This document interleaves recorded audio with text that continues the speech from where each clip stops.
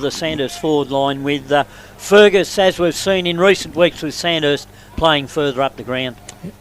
Will be very interesting to see. Blake Freef's the other inclusion. They tell me he's a bit of an excitement machine for you guys. And Kobe Zarafa, we've seen him kick a couple of absolute cracking goals. So those younger guys we're expecting to see bring up the energy for some of these older guys, you reckon? Yeah, 100%. They've really been impressive this year. We've got 4 under-18s boys in the side today, so really testament to the development program we got down here. And they'll just be kind of hopefully just making contests and being at the front of packs and taking their opportunities when they come.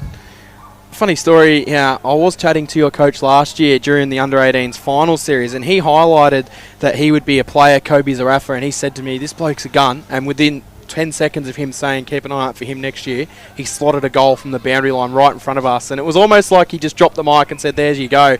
And this year he's come straight in and continually done that, so he's got the excitement in him. Yeah, he's a special, very special player, probably one of the best junior players I've ever seen. Even he's still playing some under-17 footy at the moment, and he's only 16, correct? Came off a 15-goal game last week in the under-17s, so he's absolutely dominates the juniors. So it's no doubt he'll be playing a lot of senior footy. Still only 16? I believe he's 16. Yep, that sounds about right. He'll just, as his body kind of builds in, he gets a bit taller and stronger. He'll just hopefully be one of those players that moves into the midfield in due time. So he kicked 15 in under-17s game. You're well known for. What's your biggest bag in your career across any level of footy? It would be 10 against the weak Maryborough a few years ago, but that'd be my biggest in bag. The seniors? In the seniors, yeah. Excellent. Harry, thank you very much for joining us here, and hopefully when you're back out there in a couple of weeks, it'll provide some more options for the Gisborne forward line, and thanks for joining us. Thank you. That was Harry Luxmore of the Gisborne Bulldogs, a well-known player from Bendigo footy. At such a young age, he's already represented the Interleague as well in previous years, and isn't it good to have those players accessible to us up here, Norman? The insight that we get is certainly something that helps us provide with our call as well, but... Well, that's right. It is, Cam, and we've got to thank every club in the league for the effort they make week in and week out. I mean, we see some of these clubs 2-3 weeks in a row, and it makes it difficult, but they seem to always be able to find players to come forward and fill us in on an insight onto how they see the game and how they've performed over the years. And the other thing is, you look at Dylan Johnson.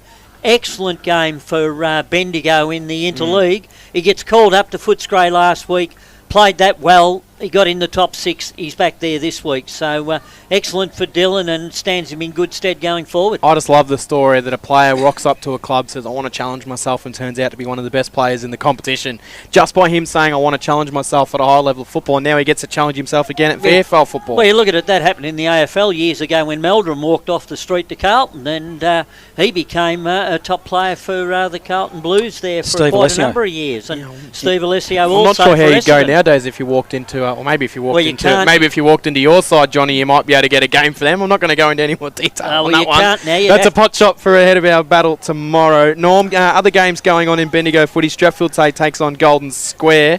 The Storm were very impressive on the Sunday last week. You were there for that game? Yes, look, I think Storm will get the job done today at home. Golden Square, they've improved from when the season started. They're only 4 points outside the top 5, but I think it's a job too big today for Golden Square. And Strath, they've got Mackenzie back in, who didn't play last week, and he'll strengthen them even more, back from St Kilda after running the VFL. So I think Strath. Castlemaine taking on Broadford, Johnny. It looks like Castlemaine are going to have a few players not play today and maybe resting themselves without disrespect to Broadford, but they should be winning that game by a fair percentage, shouldn't they? You would think so, Cam, and I'd imagine it's no secret that Castlemaine must be close to their salary cap, you'd think, with the players that they've brought in, so perfect opportunity to kill 2 birds with 1 stone, give them a rest because a couple of them come down from Darwin, take some pressure off your salary cap and just start again next week because they've got a big week next week against Sandhurst at the QEO. So no surprises there, Cam. A big 9 weeks for the Castlemaine Footy Club. John Watson as well. 200 games for him, a well-known player for us. One of our favourites to call here on The Fresh as well. So congratulations to Johnny Watson, a life member as well as you at Castlemaine on his 200th game. Yeah, and I believe, one of the youngest Life members to be awarded that, because you don't just get a Life membership handed to you on a platter. So when I say one of the youngest, in comparative to other players and other committee men that have got theirs, because they usually get theirs around 40 years of age, maybe, you would think. Not many players get them when they're still playing. No. They're still playing at a good level. But also the work he's done as a coach through the under-14s, under-16s, and, he's also playing 200 at Castlemaine, but he also played senior football at Harcourt as a junior before he went into Castlemaine, came back to Harcourt and had a year, didn't quite gauge the pace of MCD FNL football, went back to Castlemaine, and he's certainly done an excellent job. South Bendigo also takes on Kangaroo Flat as well to round out Bendigo footy. One game in Loddon Valley, it is Serpentine in the centenary game. They're travelling over to play Inglewood, celebrating the big day. The Inglewood 2 Blues will touch on them in a moment. Norm's got a bit of history on Inglewood. The president of Gisborne to join us as well, Tony Brand Catastiano. So plenty to talk about as we count down to the bounce. It is Gisborne and Sandhurst, round 8 Bendigo footy on local footy, the place we want to be. It's Fresh Live.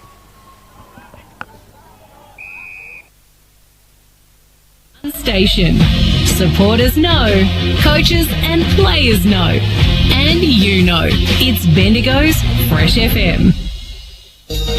Mid-State Mopars, presented by fresh sponsor, the Central Victorian Chrysler Club in Bendigo on June 6th and 7th. Highlights include the Saturday cruise leaving from Lake Waroona at 1 p.m. Sunday from 8 a.m, the huge show and shine in Bendigo's Town Hall precinct. This event is the second largest Chrysler car show in the Southern Hemisphere. Sponsored by Clark Metal Roofing, Goodyear Bendigo, H.J. Miller, Bendigo Business Sales, Bendigo Ram, Barnard Street Car Sales, City of Greater Bendigo, and Repco Bendigo.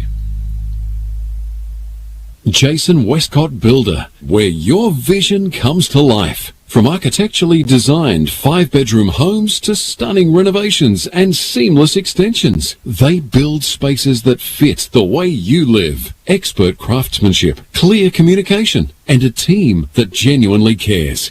They're with you from concepts to completion, making the process smooth, stress-free, and exciting. Create a home that truly reflects you. Explore their website's gallery and start your journey today with fresh sponsor Jason Westcott Builder. Experience the serenity of the Moon Balinese Massage and Spa Castlemaine. From therapeutic massage to relaxation, positive energy healing and Balinese massage with full body hot stones. Fresh sponsor the Moon Balinese Massage and Spa can balance your body and energy, reduce stress, improve circulation, whilst promoting deep relaxation and well-being. Discover a touch of Bali at the Moon Balinese Massage and Spa. Book online or go to 184 Barker Street, Castlemaine. Private health insurance available. Bendigo business sponsor. Go, go, go, Bendigo bearings, we'll keep you rolling.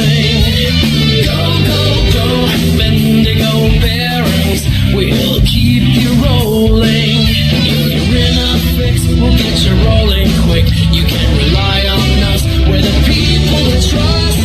Go, go, go, Bendigo bearings, we'll keep you rolling. Hey, you'll need lots of firewood to get you through this bitter cold winter. Stock up with quality wood. It's available right now from Bendigo Firewood and Soil, delivered straight to your door. Hardwood mix and red gum in stock plus more. Renewably sourced, seasoned to perfection. For a longer burn time, a warmer home, producing less ash. Get your wood pile stocked from Bendigo Firewood and Soil, McDowell's Road, East Bendigo. Find fresh sponsor at bendigofirewoodandsoil.com.au. Discover everything you need at fresh sponsor Rural and Outdoors Castlemaine. They stock a huge range of outdoor power equipment from all your favourite brands. Prospecting and metal detecting supplies, water tanks, pumps, pet produce, stock feeds, animal health products and so much more. Equipment in need of repairs? Their qualified and experienced technicians have you covered for all your servicing and repair needs. Rural and Outdoors, 21 Elizabeth Street, Castlemaine. Experience the difference. Doing it for our community. Local first. Bendigo's Fresh FM. Thanks to local footy sponsor, more live Bendigo football. And now it's time to fire up delicious Don Footy Franks. They're made for the footy. Is Don, is good. Local footy, the place we want to be. It's Fresh Live, round 8 of the Bendigo Footy League. Gisborne taking on Sandhurst. and this promises to be a good battle. It is second taking on fourth. It promises to really set up as a game that will provide how the top three may shape, let alone the top five come end of season. Castlemaine, Broadford, Strathfield, say Golden Square, South Bendigo, Kangaroo Flat, other games in Bendigo footy. Myself, Cam Power, John Hunter, Norm Jenkins, Steve Navort and Ray Pinner providing the tech here at the ground, bringing you all the action from Gisborne's at Gardiner Reserve. And we've been lucky to be joined up here at Gisborne's Gardiner Reserve. The president of the Gisborne Bulldogs has been able to give us a few minutes of his time. Tony Brandt-Castellano, thank you very much for joining us. We understand how busy game day can be for a president of the club, so thanks for giving us an opportunity. No worries. Thanks for having us on. So game day is busy, but you get around it and do what you've got to do and get through the day. So that's about it. And you guys, you always provide us very well with a spot to call from here. You've also turned on the weather and not given us any rain, touch wood. So. Well, we were actually hoping for rain. We definitely went for we love the wet weather down here, so it sort of brings us a bit, higher in the grade, and when we go in the mud, so we're good in the mud. Is that something that you guys really rely on, is the home ground advantage? It's probably the one major thing that has you guys over some of the other clubs, is that real home ground advantage. They call it the graveyard. Yeah, a lot of call it the opposition graveyard. fans don't want to come down to the graveyard. Yeah, look, it's our fortress, like everyone's home ground is, and mate, Robbie hates losing anywhere, let alone home games. So it is our fortress, and we try to defend it. So it is for that. Yeah, no, not a problem. Tony, I know it's been done to death about you moving and potential moves and that, but just in a nutshell, where are you at when it comes to that side of things? Look, we're at it. Look, this week we'll put in all our paperwork. That'll all go to AFL Vic, so that'll happen this week. We've put everything together for the submission, and everything's ready to go. As you probably know, Bendigo and Ballarat met 3 weeks ago. They have to do that as part of the process. Ballarat will have another vote, so just before the 30th of June, which hopefully everything goes that way. So then we just sit and wait. It's a waiting game at the moment, and that's about it, really. And I'll ask you about the footy as opposed to what's going on behind the scenes. You've got a couple of debutants in today, and some of your younger players, you must be really pleased with the way they're coming on. Yeah, look, the kids have been fantastic. If you actually go in the rooms and look at the side, they're a bunch of babies. There's a lot of young kids in there. They're going really well, and they're actually performing. So that's the most important thing. They're holding their spot, and if they perform, Robbie keeps them in. If not, they get 2 games and they're back out. So we're really pleased. And also, like a player, Dylan Johnson, comes into your club and he's playing that well. You lose him for a good reason, though. Yeah. Look, he actually rang this week and apologised to Robbie, and Robbie goes, "Don't apologise, mate. Have a crack." Yeah. You know what I mean? Because he's gone down there to play good football, and Robbie said, "Just go and play it, mate." He goes, "That's why you're down there." So yeah, that's what it is. It's football. The rest of the sides have got the same stuff with VFL players, so you move on. Now, Tony, most important part of a club is off-field and functions, etc. What have you got coming up for the supporters of Gisborne to go to and get behind the club off-field as well as on-field?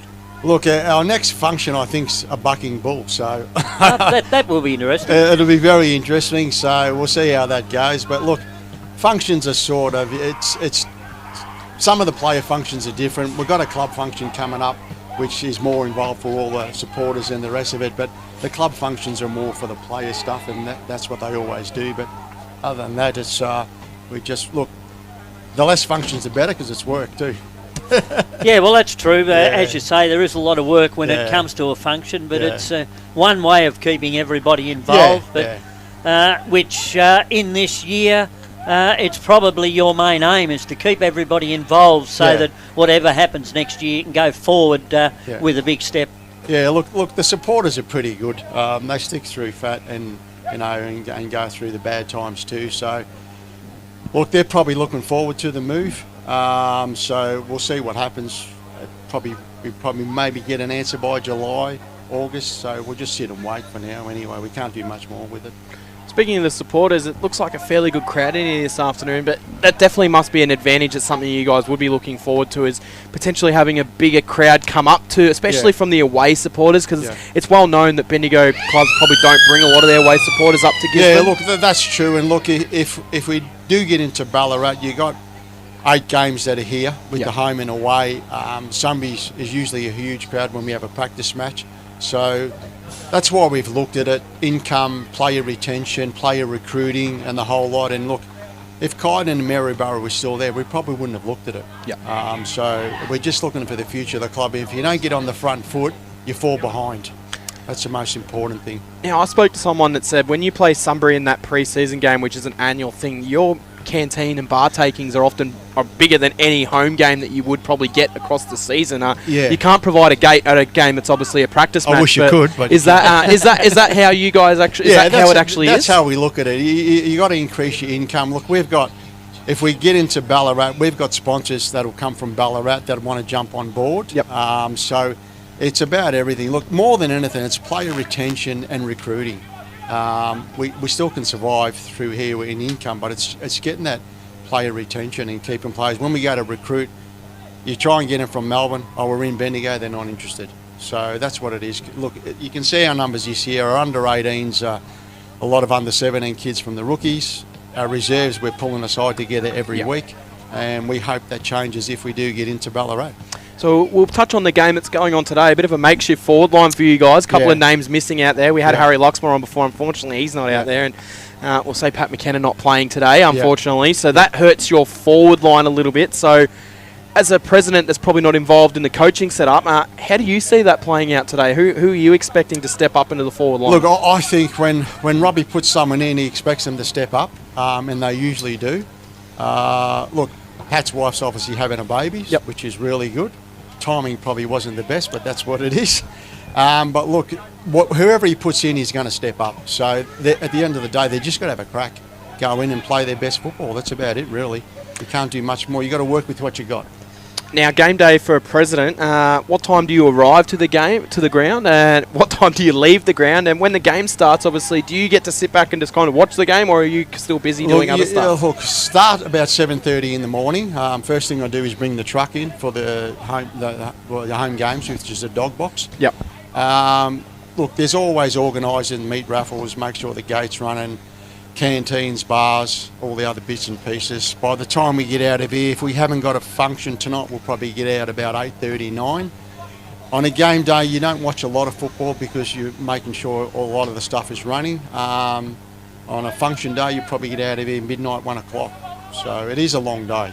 Tony, before I let you go, one thing that you did mention, that dog box, that's something that's a bit unique to you guys. So you have a truck that's set up like a little bit of a function room that you bring to all your home games. Yeah. Is that something that you guys have been able to really find helps with your sponsorship packages to be able to get sponsors in to have that set up? Look, it does. I'll tell you what we do with the dog box. Out of the 9 games, I give 1 game to all the old boys of the club that were the legends of the club, and we put them in for a day. We don't charge nothing, obviously.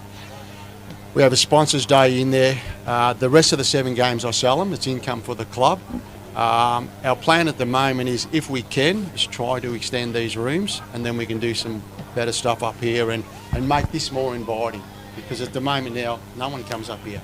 So I want to extend the rooms out to there if we can get it through the council, and just change the whole dynamics that people are up here and the joint's full. Instead of sitting in the car, get up here and watch it from above. Yeah, some access from the front instead of having to go from behind might also be advantageous. Well, look, if you double the size of this, probably going to have to put a lift in on the other side. That'll become an entry ramp for goods and stuff.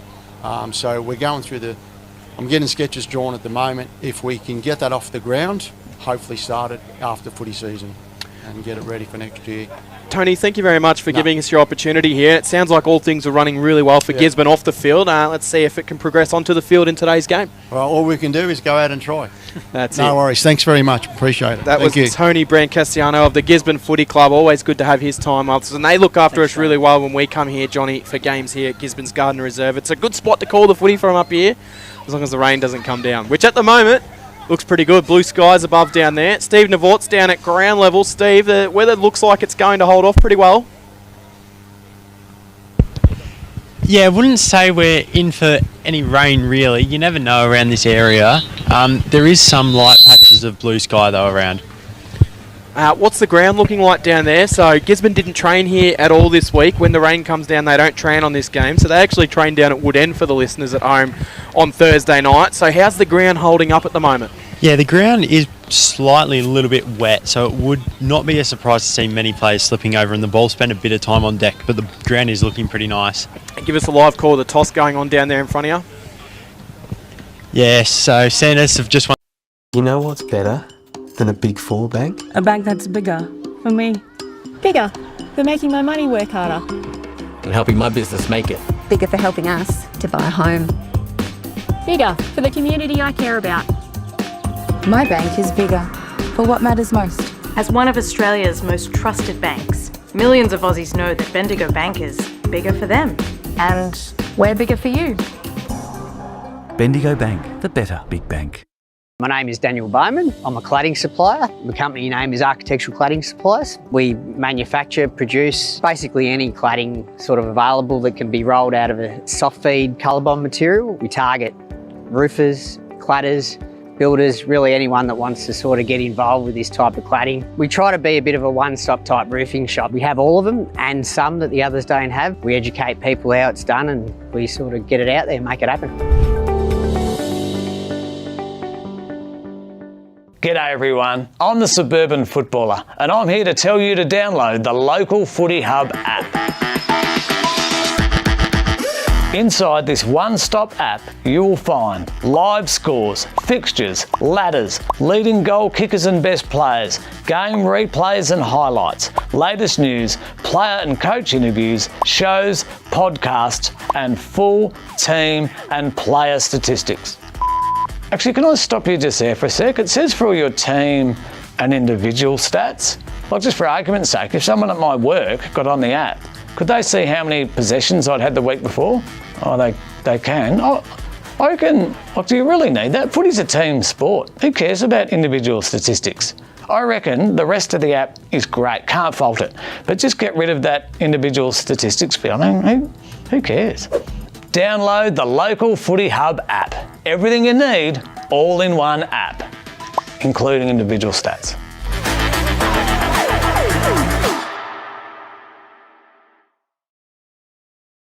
Are you looking to promote your business? This could be a great way to reach the local footy community.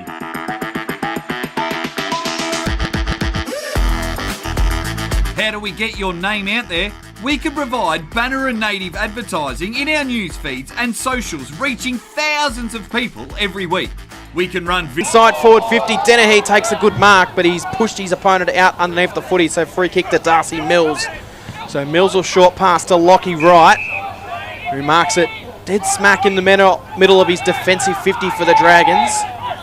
He swings it out. It's an absolute shocking kick. Player standing all on his own was unable to take the mark. It almost surprised the young Blake Free for a little bit there. The kick pretty much laced him out and he dropped it, Norm. He did, yeah, and just looking at Zach Dennehy trying to work out why that free was given against him. He can't use two hands in the back to get position to mark. Harrison Free got the handball out wide. Coughlin emerged with the footy. Gives it off to Pinniger, hard up against the boundary line, and his little dribbling kick floats out of bounds for a boundary throw-in. I was just going to say to Norm about Sullivan, that one that hit him on the chest and just bounced off. Oh, that's right. Should have marked that. But to be a top footballer he was, and that was the reason they got him. Yes, that should have been an easy mark and a chance to convert from right on the goal square. Willett's in the number 9 jersey, I should apologise. Harry Free not playing today.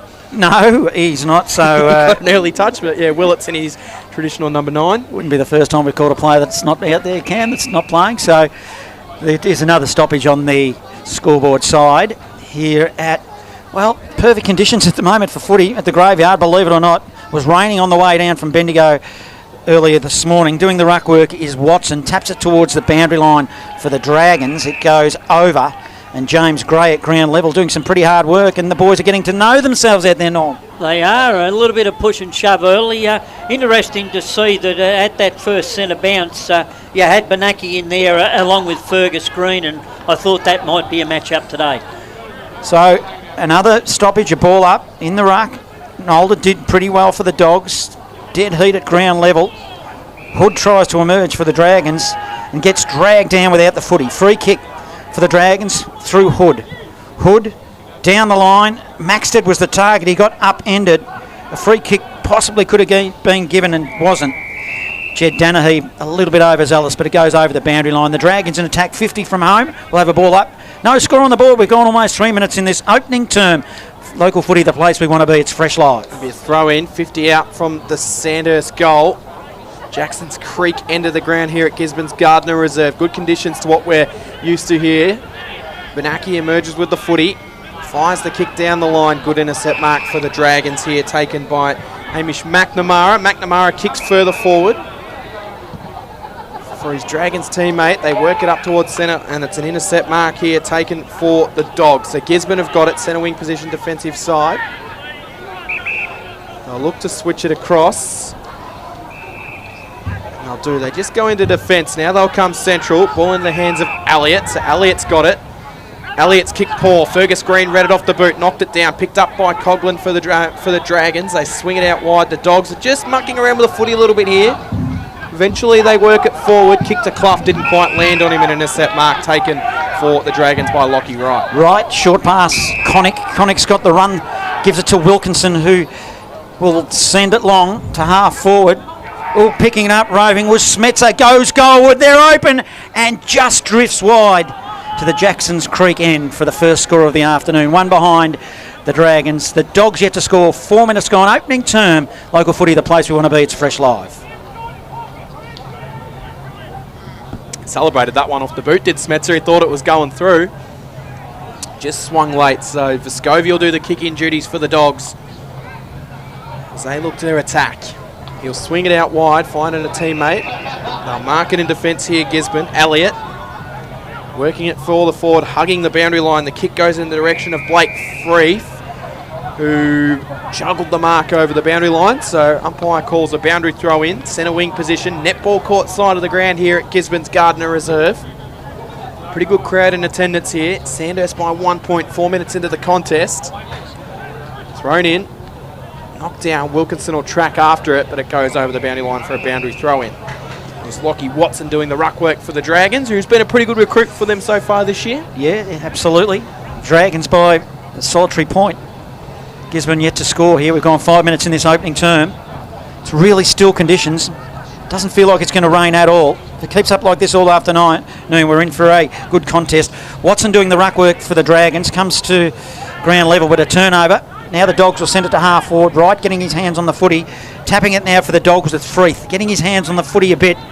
It's at 50. The Dogs in attack. Good, strong, hard tackling. Both sides going in pretty hard, Norm. We'll have a ball up on the left half flank. They are. It's been noticeable, the pressure on the ball user, and there's been a lot of inaccurate kicks so far in this first quarter. The ball goes up and hits the bottom of the pack again. It's a very contested game early. I reckon contested footy might suit Gisborne today. Norm? No, it is, yes, and Jackson Howard's got the job on Zach Dennehy in the back line for Sandhurst.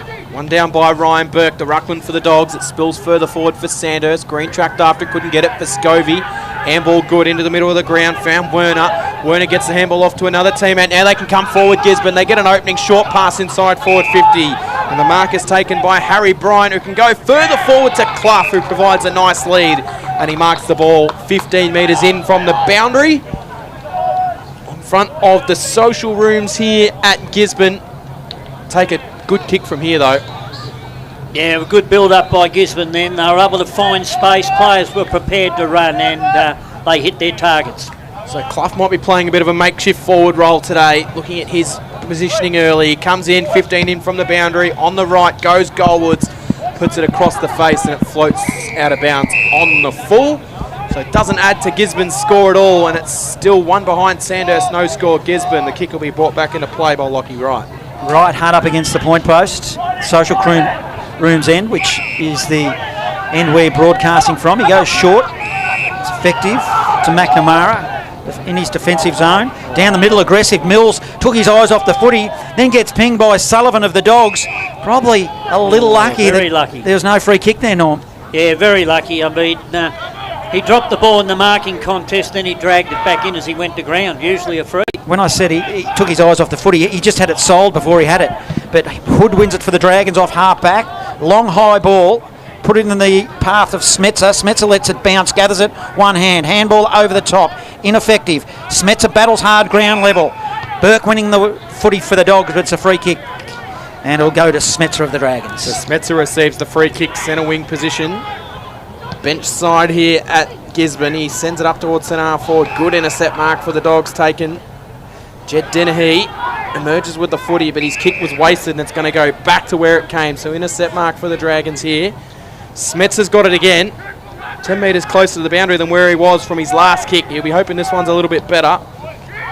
Down the line, just plugs a little bit. Intercepted here by Benaki. Benaki handballs off to a teammate. They fire the kick forward to the Dogs. They'll track after the footy here through Sullivan, who's got time to steady and compose. Sends it into a 2-on-1 situation. Gray's got 2 to beat. Ball hits the back. It'll be picked up for the Sandhurst Dragons by Howard. Gray got him, and he tried to get the handball over the top to young Austin, but he just wasn't able to do so, and James Gray was ferocious inside forward 50, and he gets rewarded with a holding the ball free kick.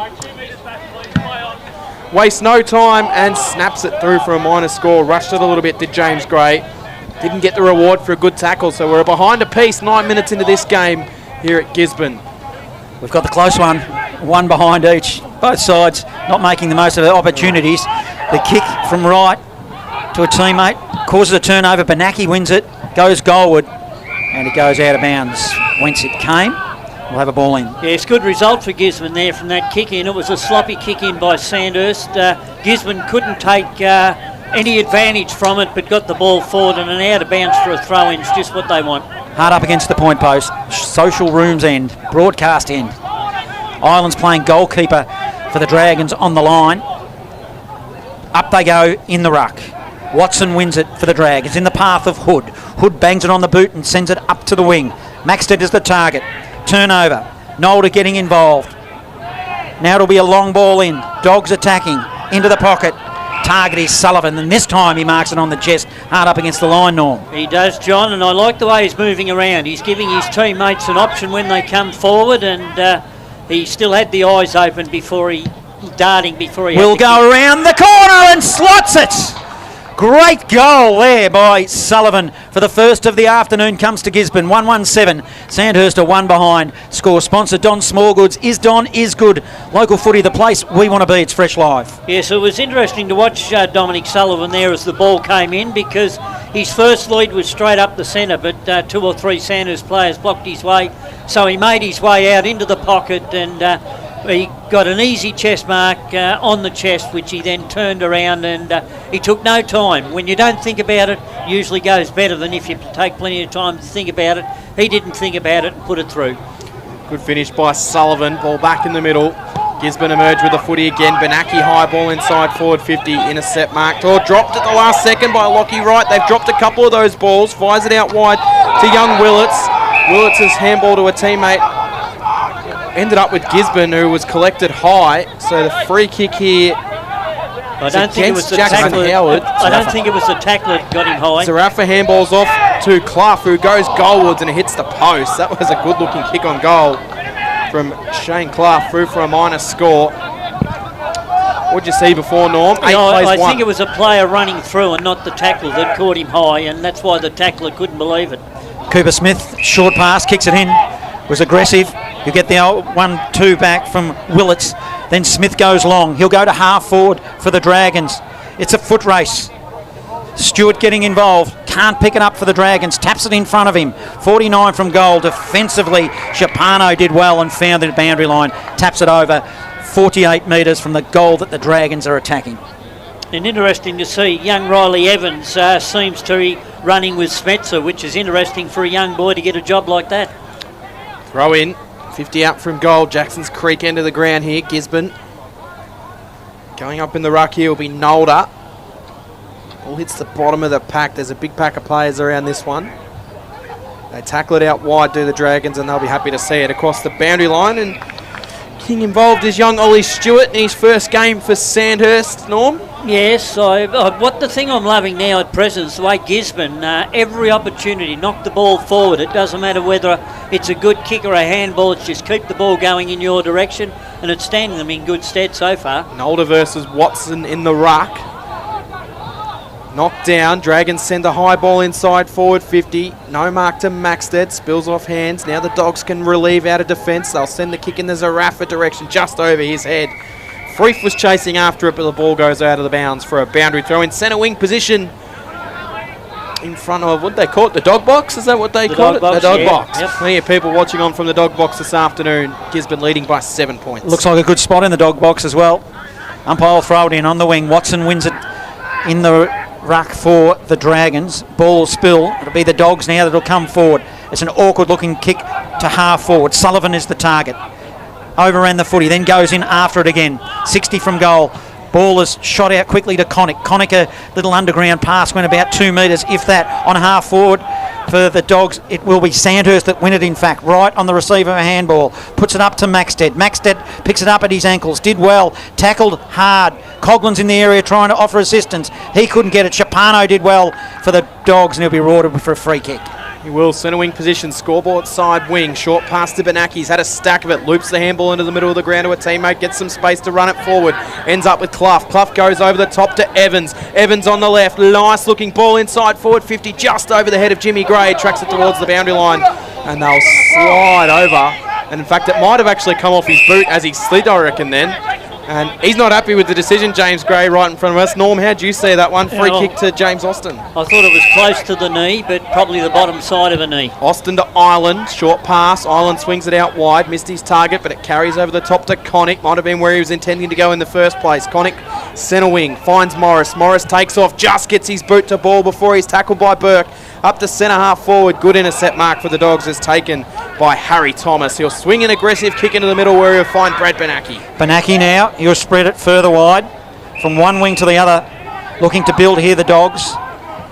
It'll be kicked to half forward. The kick is poor. Turnover. Hood intercepts for the Dragons. Aggressive into the middle.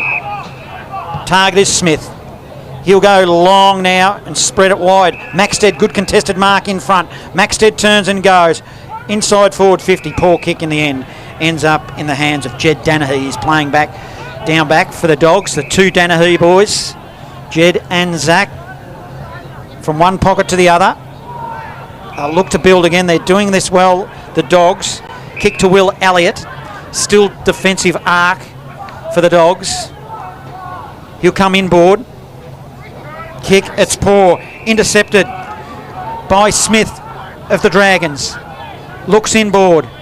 It's on at the top of the goal square. It's a long ball, and running with a fly to the footy is Ryan Burke for the Dogs, and saves the day. So Burke takes the intercept mark in defence.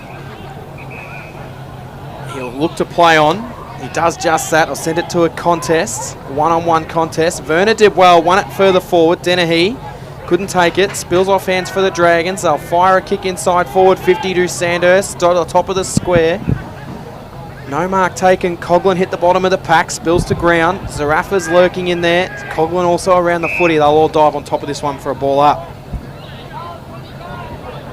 Yeah, so far inside 50s, 6 to 7 in favour of Gisborne. Sandhurst having no luck going forward. Good aggressive end-to-end footy. Dragons. Gisborne work it forward. Sullivan just got the handball out as he was tackled, but he handballed to Ireland. Ireland is Smith, who's got a bit of it in the last minute. Smith goes backwards. He's got time to steady. Howard picks it up on the half volley. Went looking for Wilkinson. Kick wasn't great. Burke just tripped at the last second, which allowed Wilkinson back in. He tried to paddle it forward for the Dragons on centre wing. And we'll get a free kick. Yeah, Sandhurst. High tackle. Ollie Morris picks it up. Ollie Morris swings the kick out wide. Mark taken here for the Dragons. They're 55 metres out from goal. They'll send it inside forward 50. Maxted provides the target. Got there second of the contest. Knocked it away. Picked up by Davis. Davis out wide. Turnover. Gisborne can loop it out wide to Ryan Burke, who can now get into some space, but his kick was smothered. So that invited the contest back around the footy, and they all pounce on top of him. An important smother, that one, Norm. Yes, look, both sides are throwing everything at this game early, and it's actually a good game to watch, even though it's been very congested. Both sides not converting at the moment. The Dogs have got a 7-point lead. Spanaki sees it over the boundary line. In fact, it's young Zarafa. Sandhurst yet to kick a goal. They've had it inside forward 50 enough occasions, Norm. Yeah, they've been in 7 times now, the same as Gisborne. Smets are doing the ruck work for the Dragons now, but it's won by the Dogs off half-back. Turnover. Ends up with Smith. Smith for the Dragons inside forward 50. Finds Maxted, who takes a mark in front and will line them up for their first one of the afternoon. Yes, Maxted, he's been playing in front all day, and that's only the first grab he's taken. The others have been knocked away in contests. All tied up at Harry Trott, South Bendigo and Kangaroo Flat, 20 points each. So could start there by the Roos. Maxted on 50. Not much of an angle. A little bit of laconic approach. And he just sprayed it wide and sneaks it in for a minor score, so it goes to 1-2-8, playing 2 behinds. 18 minutes gone, almost time on, and no score on the board for Sandhurst, goal-wise. Yeah, I was going to say they've kicked 2 points. Dragons 2, Gisborne 8. 20 minutes, first quarter. Dogs bring it in. Short pass, missed its target. Chance here for the Dragons. They'll loop a handball over the top to be taken by Oscar Cale. Cale gets it out wide to Davis. Davis handball further forward for the Dragons. Morris has got it on 50. He's just going to launch one to the top of the goal square. Ollie Morris, it's swinging late. Intercept mark, Vescovi. So reliable in defence for the Dogs is Zach Vescovi, the captain of the side. Chinks the pass out wide. Mark taken in defence. Such a good player is Vescovi, and he's often that last line defence. Dogs allowed to run this one out of defence. They'll swing the kick up to centre wing. They'll all emerge on the footy. Hits the bottom of the pack. Diving on top of it here is Bainan in his first game for the Dogs. The mature age player Bainan hasn't played footy for 10 years before this year, but he's getting an opportunity at senior level today. Dogs emerge with it inside forward 50. Benaki in a one-on-one contest. Bought the ground, taken away. Pinninger for the Dragons. Right place, right time. Dribbles the kick out wide. Vescovi's up on centre wing position here. He does well. Pushed away by Fergus Green. Worm burning kick forward by Green. They all dive around this one, and taken in the tackle here was Ryan. In fact, it might have even been for the Dogs, Boyd Nolder, and we'll get a ball up. Geez, if we had the stats in front of us, Norm, you might be able to tell us, but it'd be a long time since Sandhurst, I would imagine, going without a goal in a quarter of footy. We're not done yet, though. Still a couple of minutes remaining as it's a long ball in by the Dragons, and it goes out of bounds on the full. Yes, I can't remember a quarter last year where they didn't kick a goal, so it's probably a couple of years, John. Harry Thomas in the back zone, swings it to Evans. Evans of the Dogs. Now towards the dog box. He's got Hannon on as the lead. Hannon directing traffic. Now they'll kick it down the line. Poor kick, kicked it straight to Lockie Wright, and just Lockie Wright for the Dragons always seems to be in the right place at the right time. He's having a super season. Played well in the interleague game against O&M a couple of weeks ago. Oh, that's a poor kick. I don't know if it was smothered off the boot. Somehow it got forward though. It snuck through. Hood with handball to Smetzer, shooing it around. On the end of it will be Stewart. They'll go deep inside forward 50. Just dropping the mark there was Fergus Green. Still under pressure here. The Dogs. And it was just nicely tied up by Werner. We'll have a ball up top of the square. Dragons in attack. Yeah, that kick before, John, was just come off the boot. Looked as though he got it on the end instead of on the instep. Cleared out of there by the Dogs out of the contest. They slam it into the middle and it lands on the chest of Harry Bryant, centre of Gisborne's Gardiner Reserve. Bryant goes wide looking for Sullivan. Kick didn't do him any advantage though, and it's knocked away from the Dragons. He's hit the ground hard as well. Is young Hamish McNamara. Keep an eye on that one. The trainers are straight out to that one, and he doesn't look like... Well, he kind of almost got his legs taken out from him. Accidental, of course, by his own teammate, but he hit the ground hard, but he looks to be getting to his feet. We'll get Steve Navort down on ground level to keep an eye on that one. We're going to get a throw in, centre wing position. He looks okay as the trainers run across to him. The play will restart. Free kick out of the ruck, going the way of Gisborne. It'll be a 50 metre Sandhurst here. ran further forward. Davis has kicked the ball inside forward 50. And he played on Dead Davis. I don't know if he didn't hear the whistle or he thought it was their free Well, kick. he played on handball, and then the next player had a kick, and it was the umpire's already paid a free. And it was a good 3 or 4 seconds after you made that comment, Norm, before he kicked the footy. So that is 50 metre penalty. And Boyd Nolder will result in a free kick. 40 out, almost directly in front. Handball's off to a teammate, but maybe he didn't go over his mark. I'm not sure what the exact infringement was there, but it's going back. The umpire hadn't signed time on. He's tried to do it. Still waiting for the umpire to signal time on. There we now go. He's not going to. Now he's done it. So he tried twice, and he might not try for a third time, Nolder. He's just going to slam it into the hot spot. Plenty of Dragons around it. Wilkinson will take the intercept mark. No, but it's free kick to Dennehy. Free kick to Dennehy. What'd you see, Norm? He was held impeded from going to the ball right because Howard put his arms around him and pulled him to the ground. Right in front of us. So it'll be a chance here for Zach Dennehy. 20 out, not much of an angle to deal with. Player of his class should slam this one through.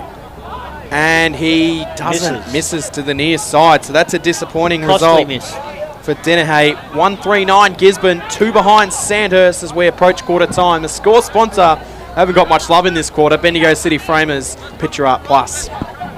Yes, Jackson Howard there. He was worried about Dennehy getting a fly at the football and he pulled him down. Smith plays on from the free kick from fullback for the Dragons. Sends it well beyond 50. Gray wins it nicely. A one-handed scoop. Puts it in the teammate's path. And the ball spills wide. Still on the boundary line. Shot at goal, Dogs. I reckon he's kicked it.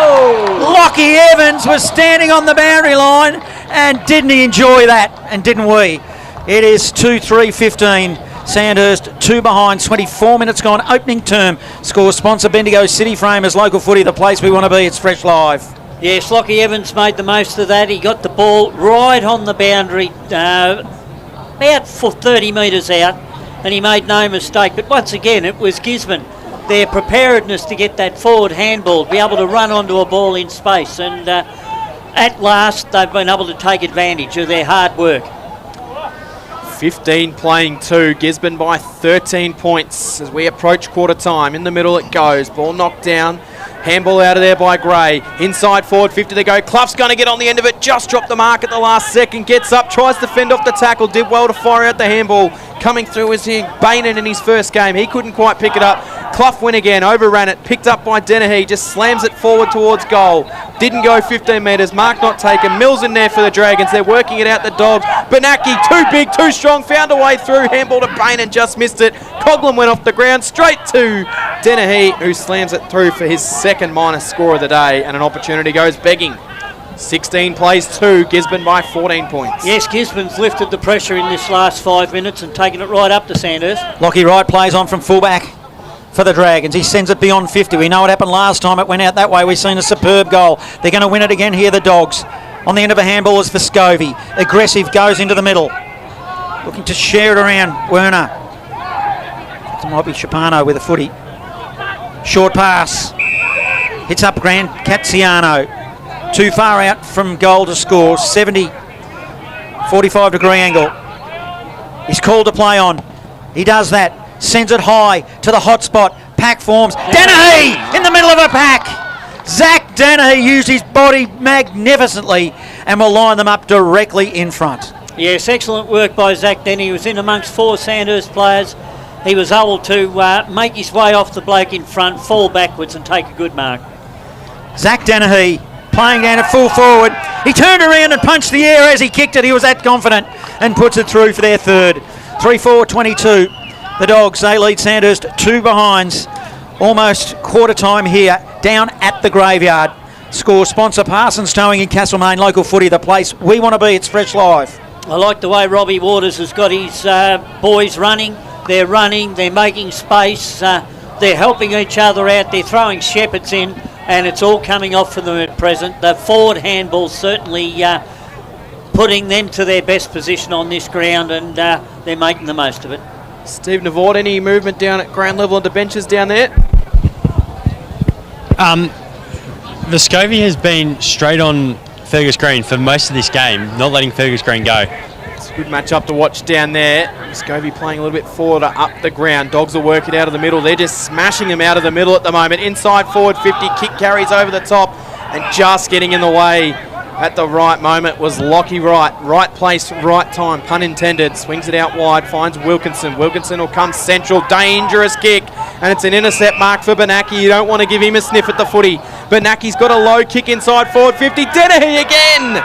He's having an unbelievable 10 minutes.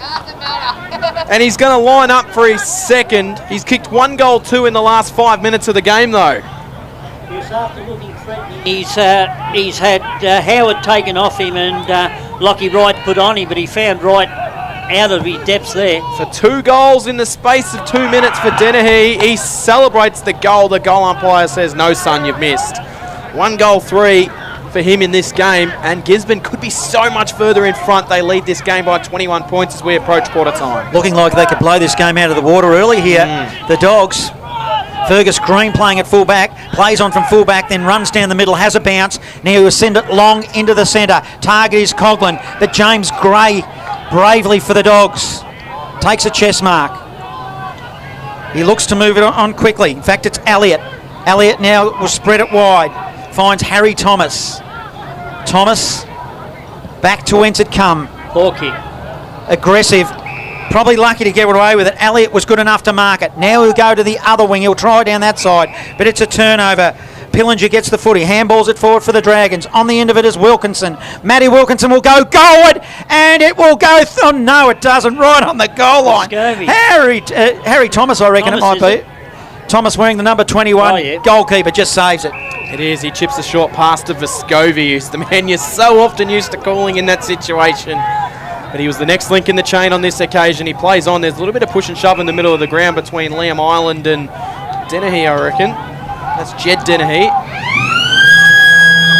Well, what a quarter from Gisborne. They're 21 points to the good. Sandhurst goalless. You heard that right. The Dragons failing to kick a goal in the opening quarter. Gisborne 3-5-23. Sandhurst 2 behinds. And it is a 21-point lead to the Dogs. Other games in Bendigo footy. It is Castlemaine leading Broadford by 38 points. Strathfield say 3-3-21 to Golden Square 1-1-7. And Kangaroo Flat taking it right up to South Bendigo in the opening quarter. 4-3-27 apiece at Harry Trott Oval.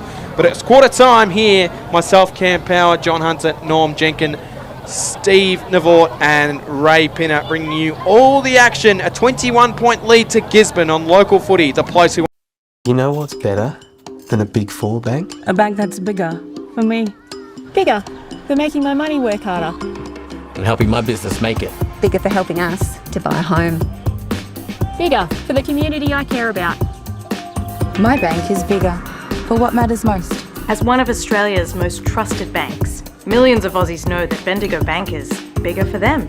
And we're bigger for you. Bendigo Bank, the better big bank.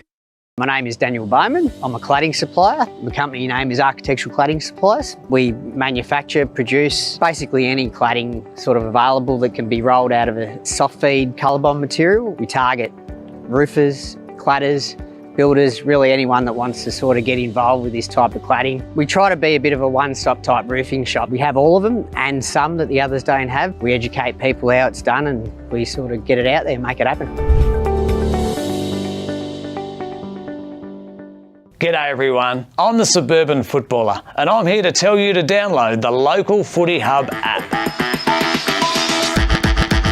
Inside this one-stop app, you will find live scores, fixtures, ladders, leading goal kickers and best players, game replays and highlights, latest news, player and coach interviews, shows, podcasts, and full team and player statistics.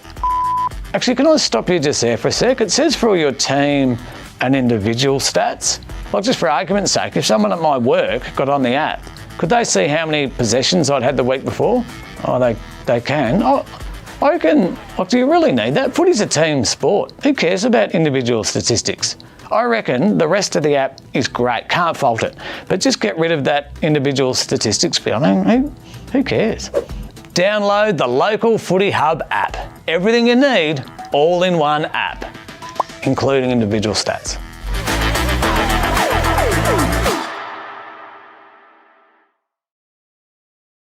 Are you looking to promote your business? This could be a great way to reach the local footy community.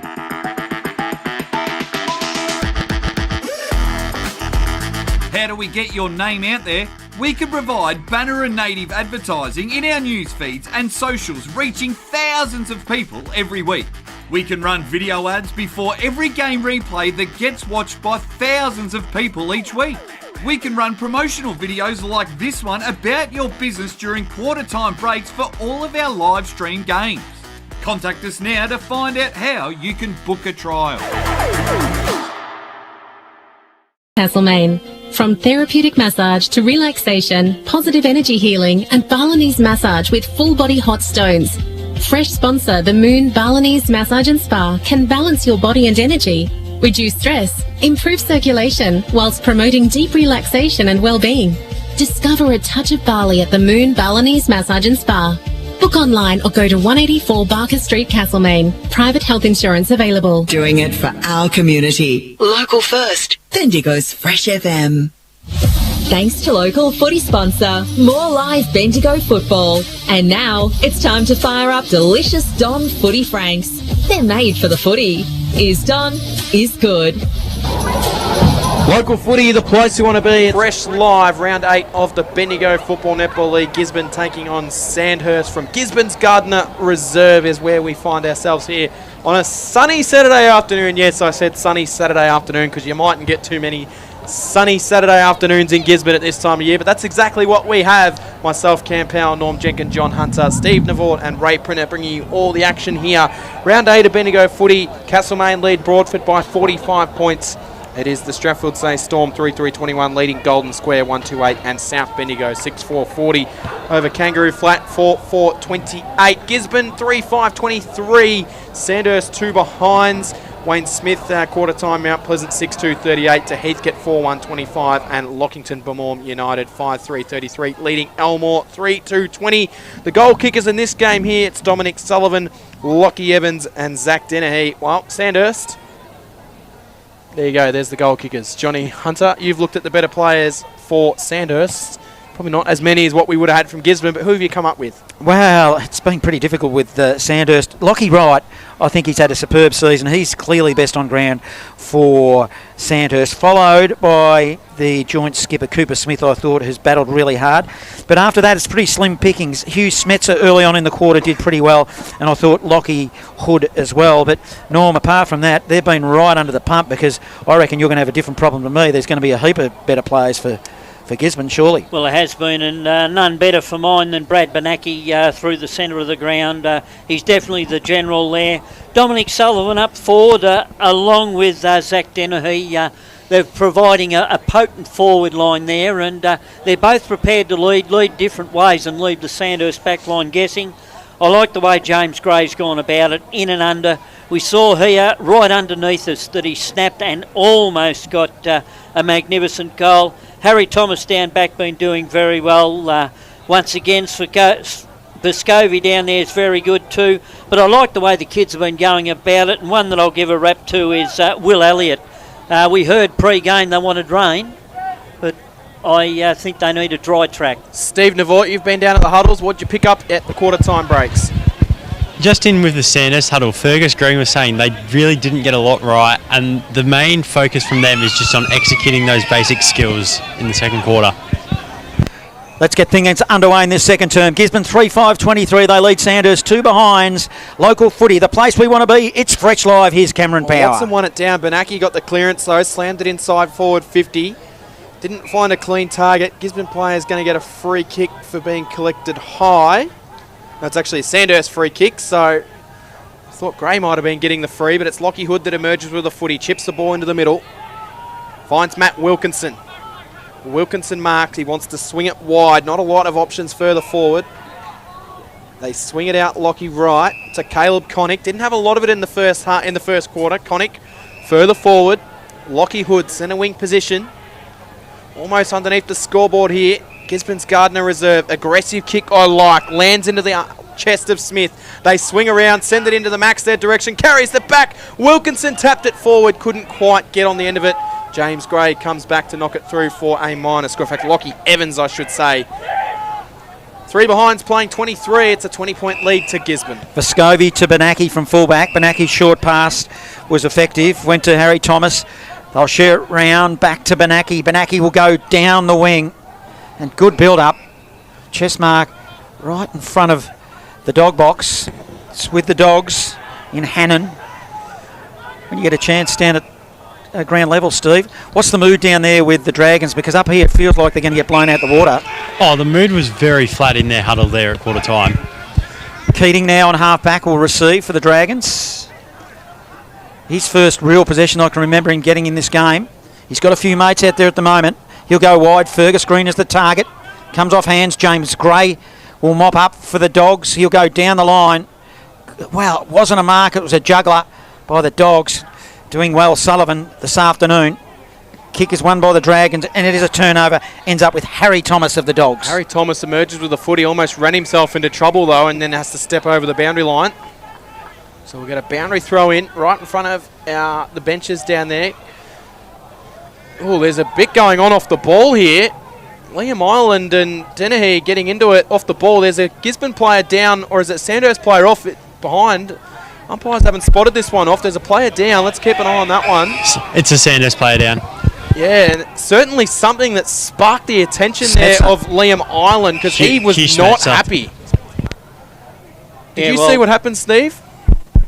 No, I didn't. I was more focused. There was a Gisborne player down in front of the Sandhurst bench that I was focused on, and yes, Metz has got all the trainers around him and he's looking a bit worse for wear, so I don't know exactly what's happened, but I'll try see if I can find that one out. Yeah. Certainly fired Liam Ireland up though. He's still not happy, and he gets into Jed Dennehy every chance he gets. Scobie's come in and said to Ireland, just settle down.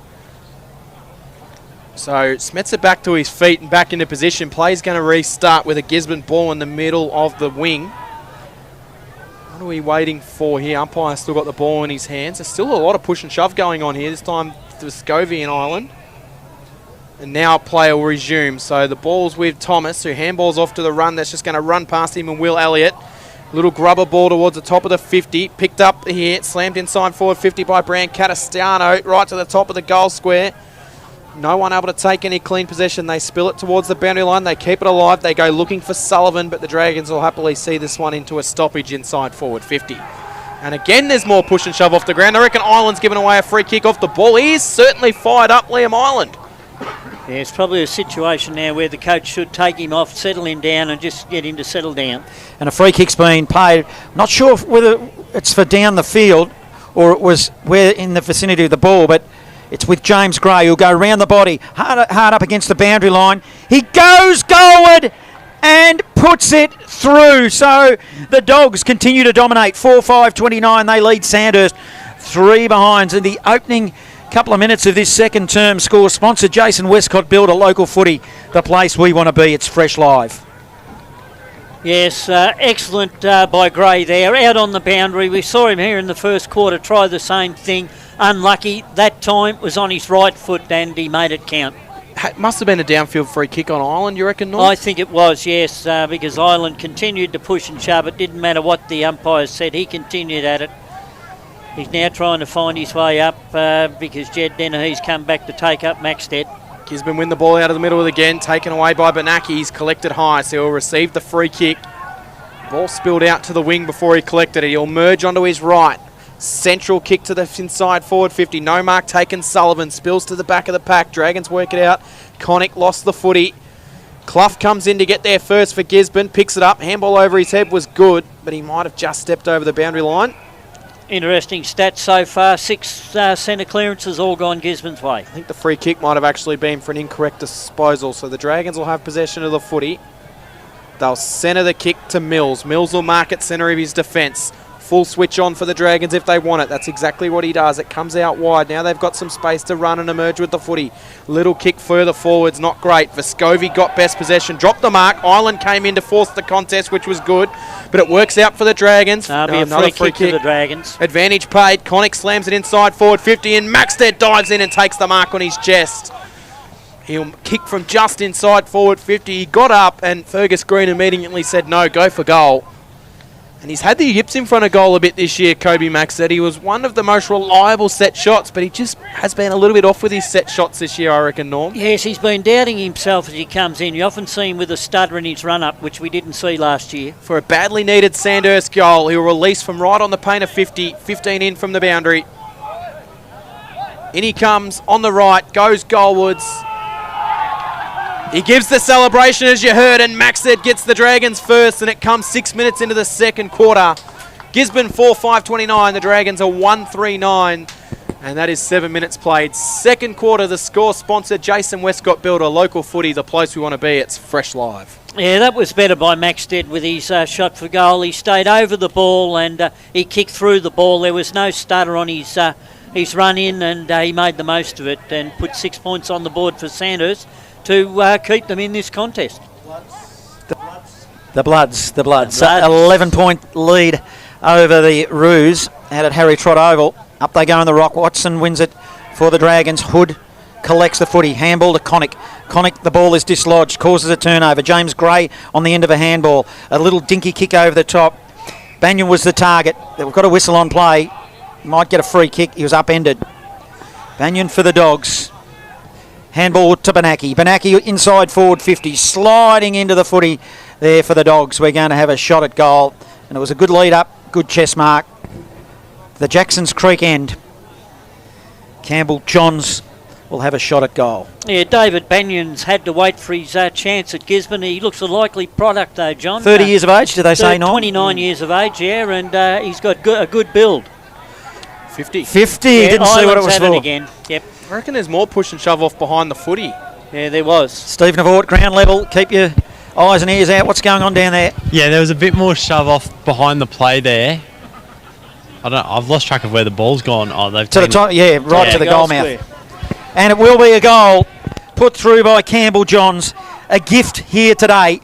Now that'll take it to 5:35 to Sandhurst 139. It's only the opening few minutes of this second term. And Gisborne continue on. Score sponsor Bendigo. City Framers, local footy, the place we want to be. It's Fresh Live. Yes, players have got to remember in this day and age that when there's three umpires, you're never out of sight of the umpire, and you do something wrong, umpires will pick it up. Yeah, Liam Ireland certainly looks to be fired up in this game, and he's just conceded a goal that Sandhurst were looking to try and get some momentum, and it's instantly gone. Handball out of the middle, Zarafa, the ruckman for Sandhurst, stayed down after the centre throw up. Work forward for Ryan Burke. Dribbling kick towards the 50.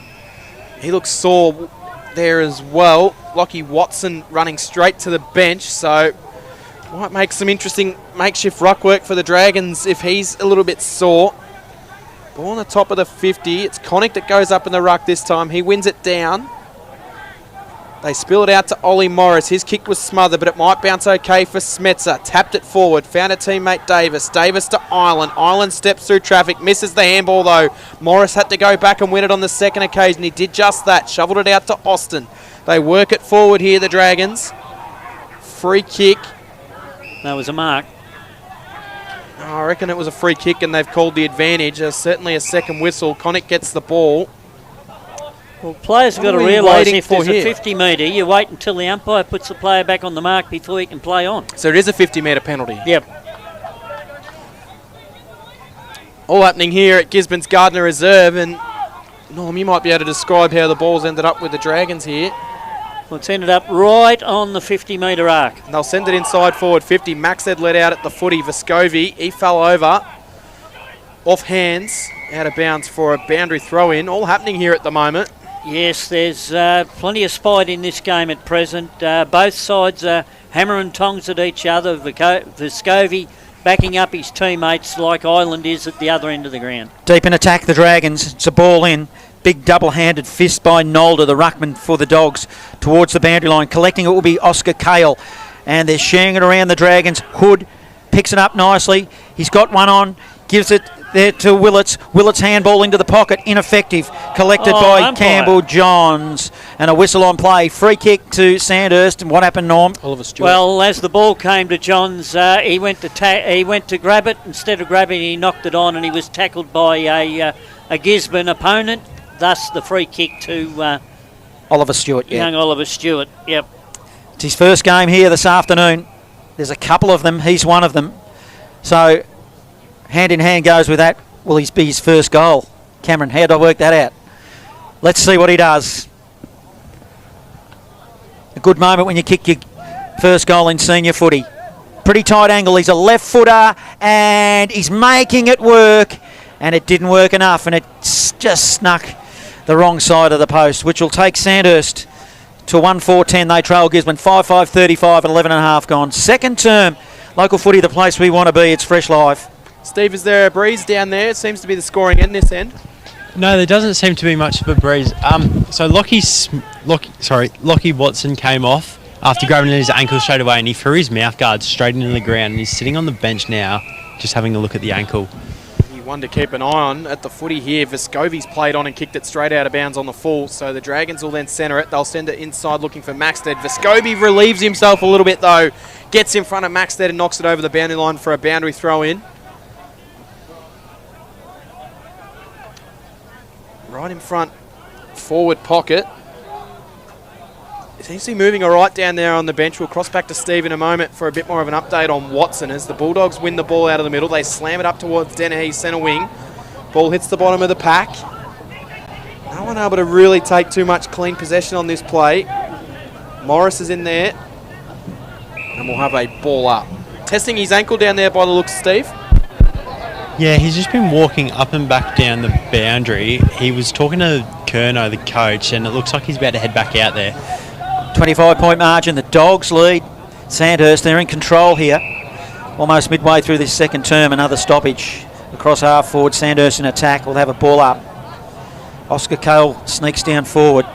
Kobe Maxted and Vescovi, good contest this afternoon. They stand at the top of the square. Meanwhile, back on the wing, the Dogs will win it. On the end of a handball will be Clough. Sends it shallow inside forward 50. Bouncing ball goes over the boundary line. And in beaming sunshine here down at the graveyard, we came down here. I've got the thermals on. I've got my jacket off. This is not what we expected. Beautiful conditions for footy. No breeze at all. Sun is shining. Long shadows here at the graveyard. Dennehy doing the ruck work. That's Zach. Then he tries a cute little one-hander. Just hardly goes any distance. Hurried kick out of the pack from Hood for the Dragons. Won by the Dogs, Harry Thomas. Short pass, ineffective. Turnover, it's now with McNamara of the Dragons. Sends it out wide. Vescovi in a one-on-one with Ireland. Ireland held the ground. Ball tapped further forward. Wilkinson tracks after it for the Dragons, taken towards the boundary line for Vescovi, who's been very, very important, as he so often is for this Gisborne side. They lead by 25 points. They've got the ball on centre wing. Netball side of the ground here. Beautiful day for footy down here at Gisborne. One down, Smetzer. Taken away by Lockie Hood. Emerges with it, throws it towards the top of the 50. There's 3 Dogs on 1 Dragon. Intercept mark taken by Jed Dennehy. Quickly plays on, slams it out wide, did not look. And he's kicked it straight into a Sandhurst opponent here. He's got the footy. Keating. Jack Keating, haven't called his name too many times this afternoon. Usually a barometer of their ball movement from half back.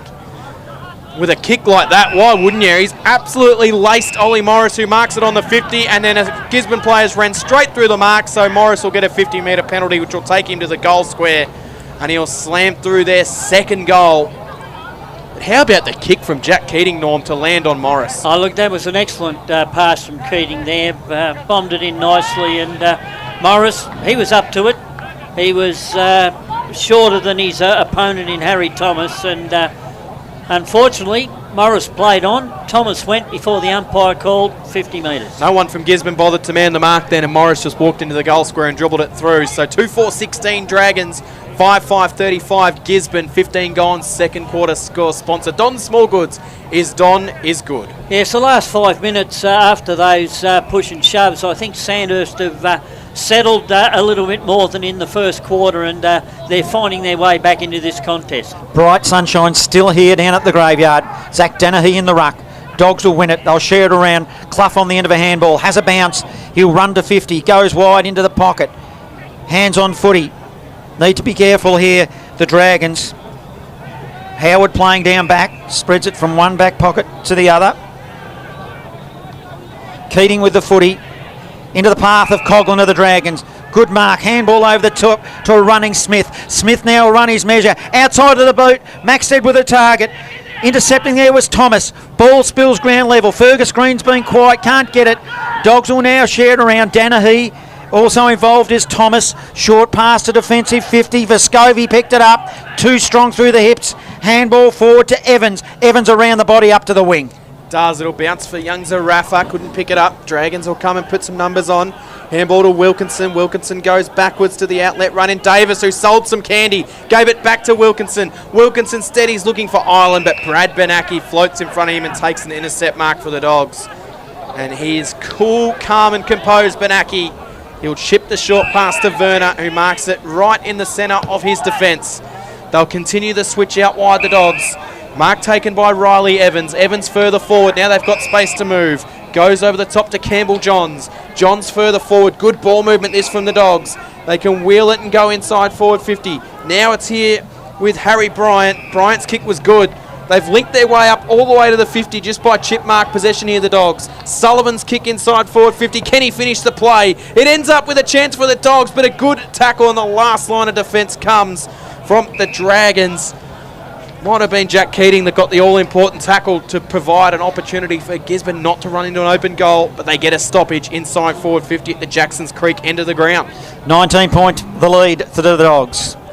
They're in their forward zone, but it will be the Dragons that work it out of there. Connick, handball is smothered. Turnover on the end of a handball for the Dogs was Hannon. Will go goalward and puts it through the middle. And they get another one on the board. 6-5-41, the Dogs. 2-4-16, 18 minutes gone. Second term score. Sponsor, Don Smallgoods. Is Don is good. Local footy, the place we want to be. It's Fresh Live. Yes, good pressure by the Gisborne forward line there. They were able to knock that handball down from Connick, and it went straight to Hannon, and he made no mistake from 40 metres out.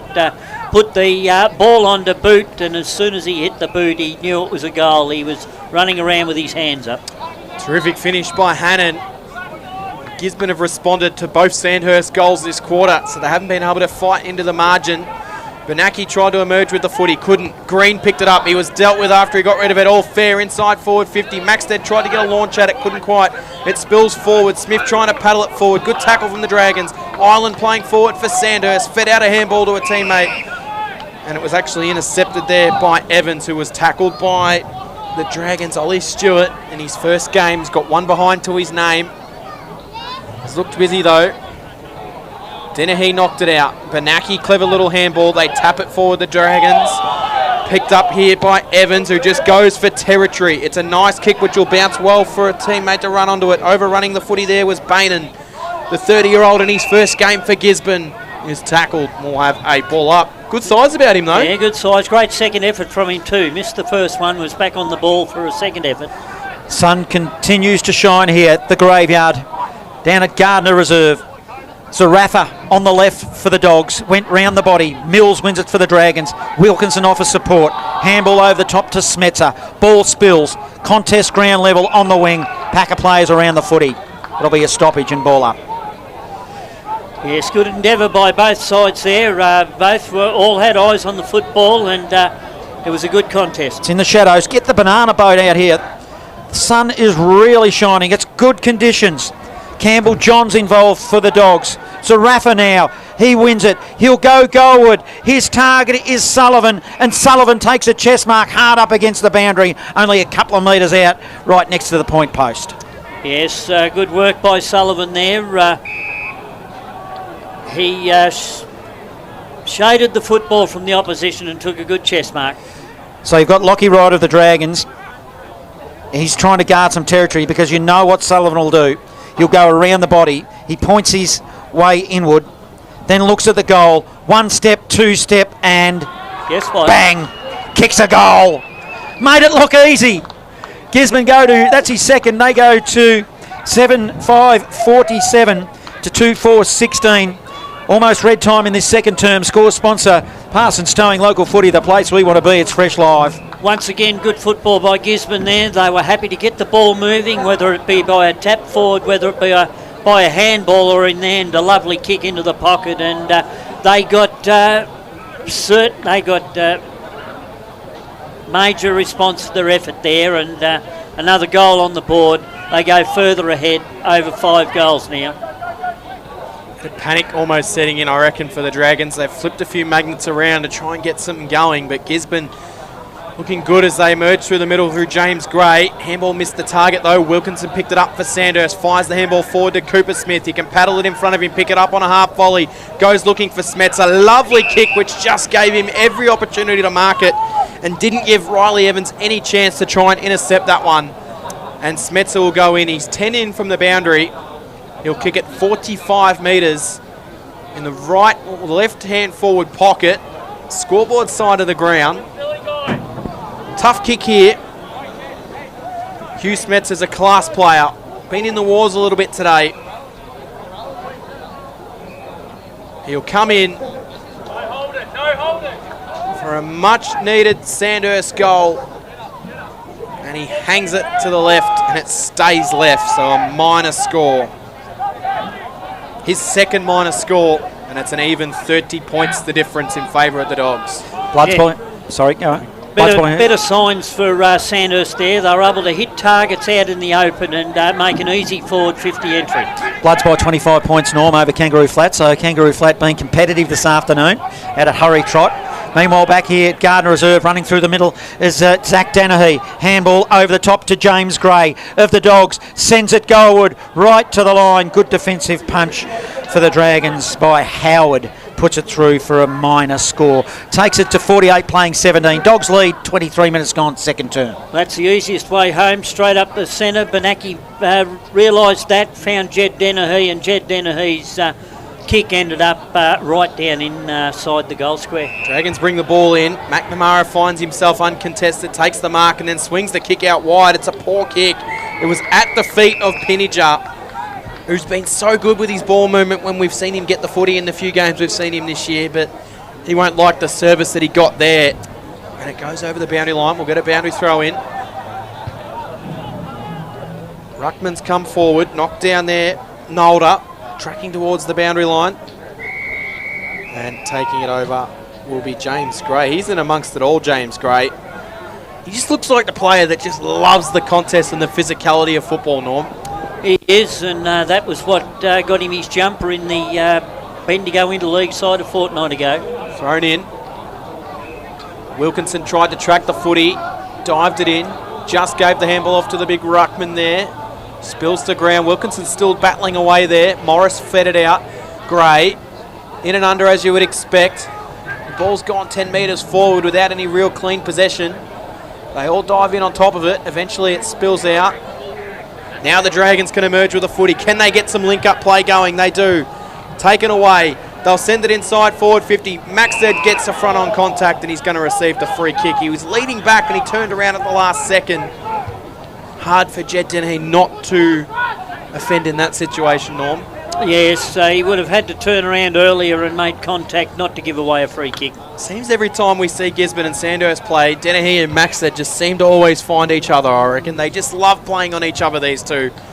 So Maxted will line up for his second from the quarter. He'll kick 50 metres out, almost directly in front. It will arc out nicely for the right footer. It hangs and it's not going to make the distance. Gisborne will, well, they didn't actually kill it. Green gets an opportunity. They dive on top of it. Now they handball out to Benaki. There was a little bit of panic for a second then. Benaki puts a high handball up, but it was collected nicely by Brancastiano. Gave it back to Werner. Werner to Clough. Clough's handball was sharked. There was Pinniger in there. Couldn't take it cleanly. They're all just playing around with the footy here. And we're going to get a ball up. Did well to get an important touch there so that Gisborne couldn't emerge with the footy. 55 from home. Dragons in attack. Hard up against the boundary line. Ball up. Up they go in the ruck. Clough won it at ground level. And actually he got pinged. It was red hot. Free kick might have been there. Umpire said it was, so end of story. Cooper Smith has been good for the Dragons. Battled hard. He'll go aggressive. Puts it into the corridor. Mills with his hands on the footy. Darcy Mills takes a juggler and directly in front will line him up. And they just needed to steady the ship, Norm. They did. It was a good tackle before for Mills to get that ball, and it was perfect play, perfect lead. He had the space, he ran into it, and the ball was delivered nicely. Directly in front to the social room's end. No advantage either end win-wise. Oh, he struggled, but it makes it. I thought off the boot it wasn't nice, but it was. And puts it through. They needed it. 3-5-23. They trail 7-6, 48 Dogs. 26-minute mark of the second term. Score sponsor Jason Westcott Builder, local footy, the place we want to be. It's Fresh Live. Yeah, Sandhurst, they've changed their game plan a little bit. They're starting to run the ball more, get that forward handball like Gisborne were getting. It's starting to work for them. They've had 4 or 5 inside 50s in the last few minutes and unfortunately only been able to make the most of 2 of them. They definitely needed that one. 25 points as we approach half-time. Umpire throws the ball up in the air. Knocked down. Chance for Hood to emerge with the footy. Inside forward 50. Kick just skewed a little bit off the side of the boot. Intercept mark by Will Elliott. He's been impressive down there for the Dogs, Will Elliott, this afternoon. Plays on the right. Right as you say, it's impressive. He laces out a pass to Fergus Green, who turns around and says, thank you very much. He goes looking for Max there, but it's kick-to-kick footy. It's gone straight back to Elliott. Fergus is going to lead for him. He's not going to kick it to him, but he should have, just for the funniness of it. He'll pip it out wide and find Harry Thomas for Gisborne. Thomas will go backwards to Evans. Evans marks in defence. And he'll slow things down. They're counting down to half-time here. Vescovi will take an uncontested mark in the goal square. Yeah, but Scovey retreated. Then he goes short past Park back to Elliott. Elliott's everywhere in this back half. Oh, it's a horrible copter ball. Now it causes a turnover. Morris on the end of it. Gives a handball to Ireland. Ball spills. Handball to Sullivan. Sullivan of the Dogs. Evans providing support. Also is Brancazziano. Now the Dogs will go forward, but it's a poor kick. Intercepting mark, the Dragons. Man with the footy is McNamara, who's been serviceable. Swings it across half back. Needs to be careful. Mills is the target. He gets tackled. Still at ground level, battling hard. Hood over the footy. Will he be pinged? No, he won't be. Banyan He's coming got in. a free kick. He did. Oh, it's gone the other way, so Banyan might have been a bit over the overzealous. Over the shoulder, Norm? Yep. Yeah, came in over the shoulder as he tried to hold the ball in. Lockie Hood with the footy. So Hood goes backwards. Ireland finding himself back in defence. Swings it out wide. Now they go further forward, the Dragons. It comes out to Keating. Keating will emerge with the footy, and his prolific kick up to Max there. Got a good look at it, couldn't quite take it. Evans read it best. Knocked it to ground, gave it off to a teammate, then got it back in an old 1-2. It was a dumping tackle, advantage not paid. Free kicks coming back. And it wasn't a day, probably a little bit late from Austin. Yeah, a little bit late and over the shoulder. I think that was about all, and probably should have been given advantage. So Brancazziano takes the free kick. Short pass was good to Gray. Takes a strong contested mark. Wheels around on the right. Sends it inside forward 50. Needs a teammate to take a good mark. Spills for the Dragons. They'll handball their way out of defence.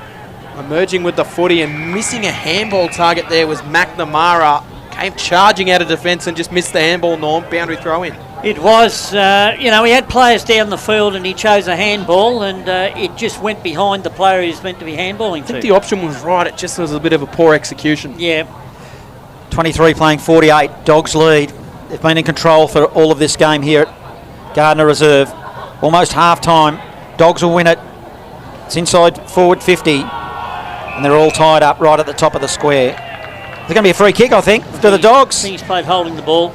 Well, they tried to tie it up, and it hasn't worked, and all of a sudden the Dogs, right on half-time, are going to get a shot at goal, Norm. They are, and look, it's once again, if they get this, it'll be great advantage for effort that they've put in this quarter. Brancazziano, Jackson's Creek end, directly in front, should not miss, and doesn't, and extends the lead. Gisborne go to 8-6-54, they lead Sandhurst 3-5-23. Ticked over 30 minutes in this second term. Score sponsor, Parsons Towing, local footy, the place we want to be. It's Fresh Live. Yes, it's every time they've needed an answer, Gisborne have been able to get that answer, and it's been because of pressure. They've built the pressure all day from day one, from the first bounce, and once again, Sandhurst went back. They were going to try and defend this last couple of minutes before half-time, and it didn't work due to Gisborne's great pressure. Big blow right at half-time, puts the margin back over 5 goals. Ball bounces in the middle. We'll get a repeat ball up here. 54 playing 23, Gisborne leading. Been a pretty good contest here. Gisborne have just had all the answers at the moment. Taken out of the ruck by the Dragons. They'll work it out to Morris. Morris to Connick. Connick fires it forward. Pinniger couldn't quite grab it. Picked up by the Dragons. They handball back to Dennehy. Gets on his right foot. That was Jed. Nice kick. Floated a little bit longer than it probably should have in the end. Connick was able to receive it at ground level for the Dragons. Fires it backwards here. Taken away here by Stewart. He handballs further forward. Wilkinson will see it over the boundary line. Steve Navort, what are you seeing down at ground level that we might not be seeing up here? Oh, the game's so hotly contested at the moment. I really think Sandhurst are missing Nick Stagg at the moment. That's probably their key factor, I reckon. Good call. You're right, at ground level. You're all over it, Steve. Until you said it, I didn't really think about that. He's a gun player, Stagg. It's across half forward now for the Dogs. Dragons, they won't want to concede another one here. They'll win the ball off half back, spread it wide. Jonty Davis is the target. Offering support is Darcy Mills. Short pass to the wing, running onto it to Iconic. He collects for the Dragons. Inside forward 50, Smetzer hits the target, ran into it, and just needs to steady the ship, Norm. If you ever needed a goal at half-time at 31 minutes, this is the time to do it. It is the time, and that was once again excellent work by Sandhurst there. And Smetzer, he realised early that Sandhurst were going to get the ball. He made space in the forward 50 and he took a lovely mark on his chest. Well, the siren's gone. It's in fact 32 minutes and 20 seconds. Just to breathe some life into the Dragons here. They need it this afternoon. Darkening skies. Smetzer, not much of an angle for the Dragons. He goes goalward and he kicks a goal. The Dragons come alive at half-time. They take it to 4-5-29. They trail 8-6-54. Score sponsor Don Smallgoods. Don is good. Local footy, the place we want to be. It's Fresh Live. Yes, excellent effort by Sandhurst then. A little bit of reward, as I said. They've had 7 inside 50s in the last 10 minutes of that quarter, and they've got 3 goals for their efforts. A little bit better than the first quarter where they couldn't get a goal, and now they're back in the contest. 4 goals is neither here nor there in today's football, and Gisborne, they'll just go, Ben. They'll take stock again and they'll come out and they'll fire at Sandhurst again in the second half, and we should have a very good contest to finish this day off. It's going to get a bit darker later on though, because clouds starting to come in, but it's high, no chance of rain, just cloud and a cool day to finish off. A much needed Sandhurst goal on the siren keeps them in the contest here. A big second half to come from Gisborne's Gardiner Reserve. Castlemaine lead Broadford by 56 points. The Strathfield Say Storm lead Golden Square by 21 points, and South Bendigo leading Kangaroo Flat by 21 points as well. So we'll keep you updated with all those games, as well as the big second half here from Gisborne's Gardiner Reserve. Local footy. You know what's better than a Big Four bank? A bank that's bigger for me. Bigger for making my money work harder. And helping my business make it. Bigger for helping us to buy a home. Bigger for the community I care about. My bank is bigger for what matters most. As one of Australia's most trusted banks, millions of Aussies know that Bendigo Bank is bigger for them. And we're bigger for you. Bendigo Bank, the better big bank. My name is Daniel Bowman. I'm a cladding supplier. The company name is Architectural Cladding Supplies. We manufacture, produce basically any cladding sort of available that can be rolled out of a soft feed colour bond material. We target roofers, cladders, builders, really anyone that wants to sort of get involved with this type of cladding. We try to be a bit of a one-stop type roofing shop. We have all of them and some that the others don't have. We educate people how it's done and we sort of get it out there and make it happen. G'day everyone, I'm the Suburban Footballer and I'm here to tell you to download the Local Footy Hub app.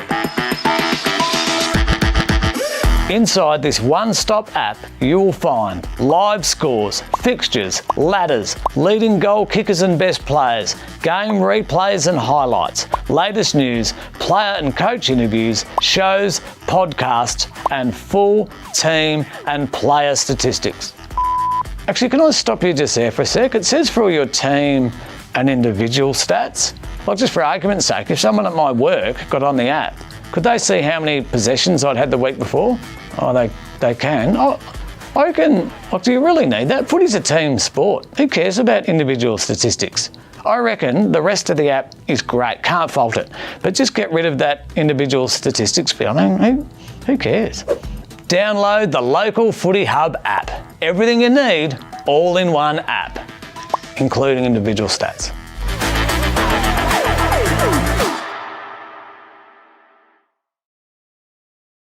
Are you looking to promote your business? This could be a great way to reach the local footy community.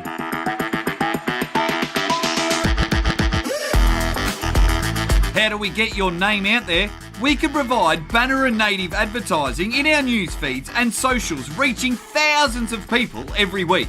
We can run video ads before every game replay that gets watched by thousands of people each week.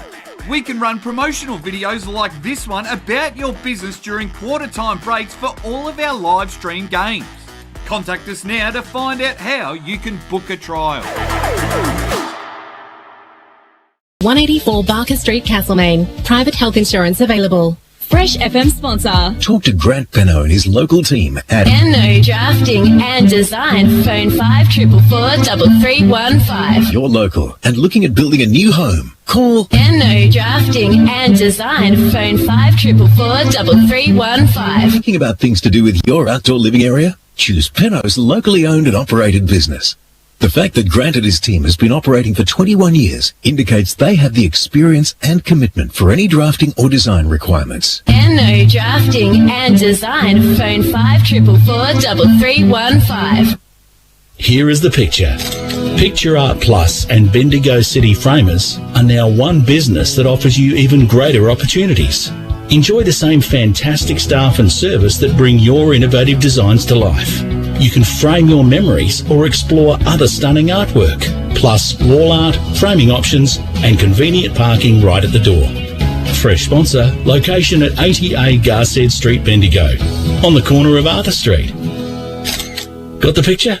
Give the gift of relaxation with a gift card from Fresh Sponsor, the Moon Balinese Massage and Spa, where there is a soothing massage, rejuvenating facial, or any of their luxurious treatments. Their gift cards offer a serene escape filled with tranquility and bliss. It's more than just a spa day. It's a chance to unwind and rejuvenate. Pick up a gift card at 184 Barker Street, Castlemaine, or shop online at moonmassage.com.au.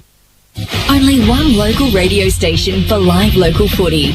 Only one local station supporting live community sport across central Victoria. The people out walking know, even bus drivers know. And you know, it's Bendigo's Fresh. For 40 years, we've brought the sound of local footy, town to town, from first siren blast to final end. We're there each week, your weekend friend across Central Vic. We call the play, where local stars shine bright each day. The hits, the kicks, the cheers, the fame. We're live and loud for every game.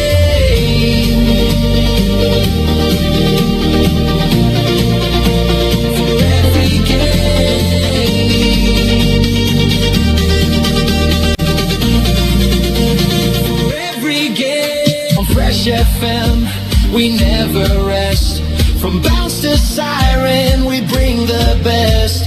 40 years strong, and still we play your local footy every Saturday. For 40 years, we've brought the sound of local footy, town to town, from first siren blast to final end. We're there each week, your weekend friend across Central Vic. We call the play, where local stars shine bright each day. The hits, the kicks, the cheers, the fame. We're living loud for every game.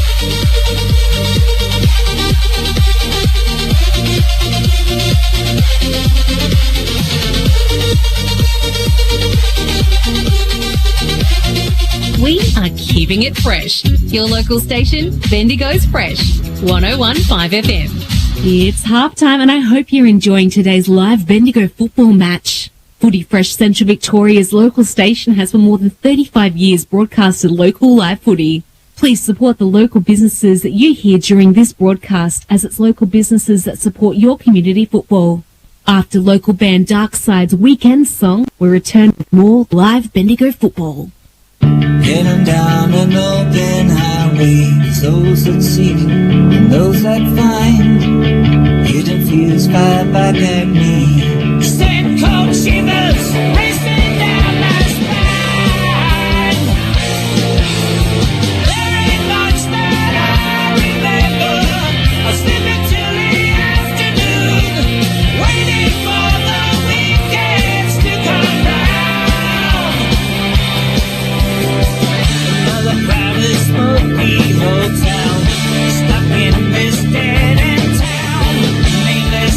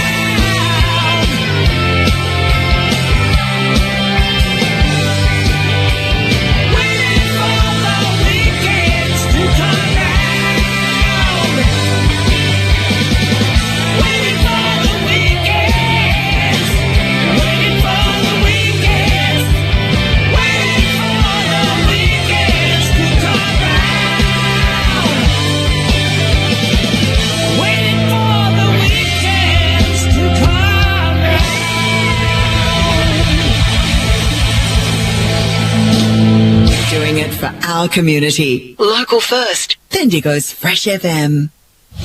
Thanks to local footy sponsor, more live Bendigo football. And now it's time to fire up delicious Don Footy Franks. They're made for the footy.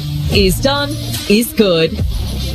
It's half-time here at Gardiner Reserve. They call it the graveyard, but this afternoon it's been pretty good conditions for footy. Cam Power, John Hunter, Norm Jenkin, Steve Navort and Ray Pinner bringing you all the action here where local footy is the place we want to be.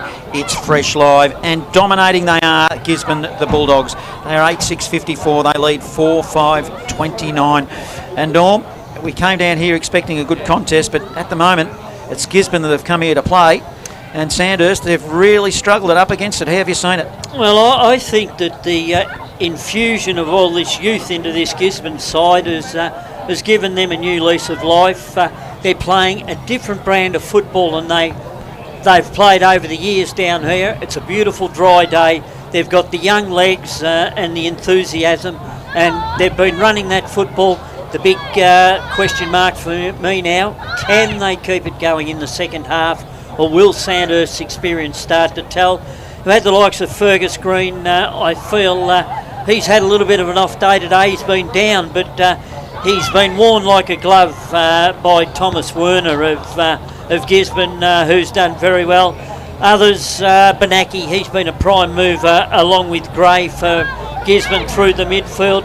Sascovi down back, he's the leader down there and been doing very well as Thomas.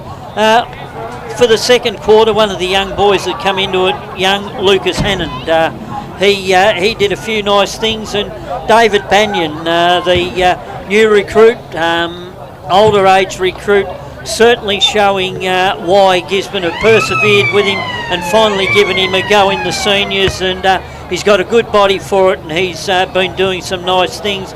But all in all, it's been a good team effort by Gisborne. You can't single too many out that haven't had a say in how the game's gone today. Chapano, he's been his normal self in and under. Hasn't been spectacular, but he's done the job. And it'll be interesting, as I say, can they keep it going for the second half? Notably, they're back out on the ground early and warming up before Sandhurst get out there. And in other games, Castlemaine lead Broadford at Camp Reserve 102-16. At the Storm, Tannery Lanes, the Storm lead Golden Square 48-27, and at Harry Trott Oval, South Bendigo 70 to Kangaroo Flat 42. Local footy, the place we want to be. On the other side of the coin, really struggling finding better players for Sandhurst. Norm really battling hard. Cooper Smith, the joint skipper, I thought it's been pretty good, but from a consistency point of view, it's been pretty tough. Maybe Hamish McNamara, a name we don't hear very often. True. He's been pretty good at times. Connick and Wright also getting into the game, but also young Morris, I thought, has done a few nice things and made himself available to his teammates. Not enough. I think, Norman. We did discuss Fergus Green. How have you seen Fergus Green? And I think every week he's getting tagged and we just don't see the domination he's having through the midfield. Maybe it's time to put him back up forward where he belongs. True. Well, I think he's been getting enough of the football today, and you watch him at times, his work rate behind the ball's been great. I mean, there were times there where Gisborne got the ball going and he made 1, 2, 3 efforts to try and shut it off, whereas teammates were making one effort and then dropping off and letting Gisborne run. And as you say, he gets tagged week in and week out, but I'm sure at the levels he's played before, he's done that and he's been able to work through it. I think he will be able to work through it now. Steve Navort has been in the rooms, had a listen to both coaches and got a bit of a feel what's going in the rooms. Tell us what's happening down there, Steve. They actually kicked me out of both rooms for once. Well, stop being a spy down there. What are you doing? Well, I was trying to get a listen in, but then, both coaches decided to shut the door on me and tell me not to go in. Tell us, you're a younger generation than us. You're still, very green when it comes to... How old are you, 18 now? 17. 17, so there you go. You've got plenty of time in front of you. How do you see the game from your perspective, the modern game? Like as in just today? Today, yeah. Well, not generally, just what's going on there and just from your experience. What's the feel of the game? It's a very contest-heavy game. Hard and heavy at the contest. That's what it's been today. interesting to see the second half. I feel like it's just going to open up a bit more, and teams, they're both going down the line a lot, so I reckon they'll look to switch a lot more, both teams, to open it up a bit more. Camp Hour's getting some medical treatment. He just hoofed down some pies that were red hot and he can't speak. Gisborne Football Netball Club for looking after us here. The second half from Gardiner Reserve. Here's John Hunter. They'll win it out of the middle here. James Gray kicks it a half forward. The Dogs running onto it. Lockie Wright can't win it. Trying to make a path with Pillinger for the Dragons. Good strong tackling, James Gray. Aggressive bit of play. Coming out of the pack looking very sore is Dominic Sullivan for the Dogs. He's just might run it off. It might have been a stinger on the ankle. And we'll have a ball up. True centre wing. Darkening skies. I banged on about how the sun was shining about half an hour ago. Well, things are darkening up. Lockie Hood now for the Dragons. Up and under ball. Smith getting involved for the Dragons. Handball goes nowhere. On the end of one now is Benaki. Turnover, and the Dogs will kick it, albeit wide, and it'll go out of bounds and it'll be a ball in. Yes, once again, Benaki's there in the right spot when needed. A little handball out of the pack, and Benaki got the ball clear. So we'll get a throw in. 55 out from goal. Coming towards the social rooms end of the ground. Knocked down.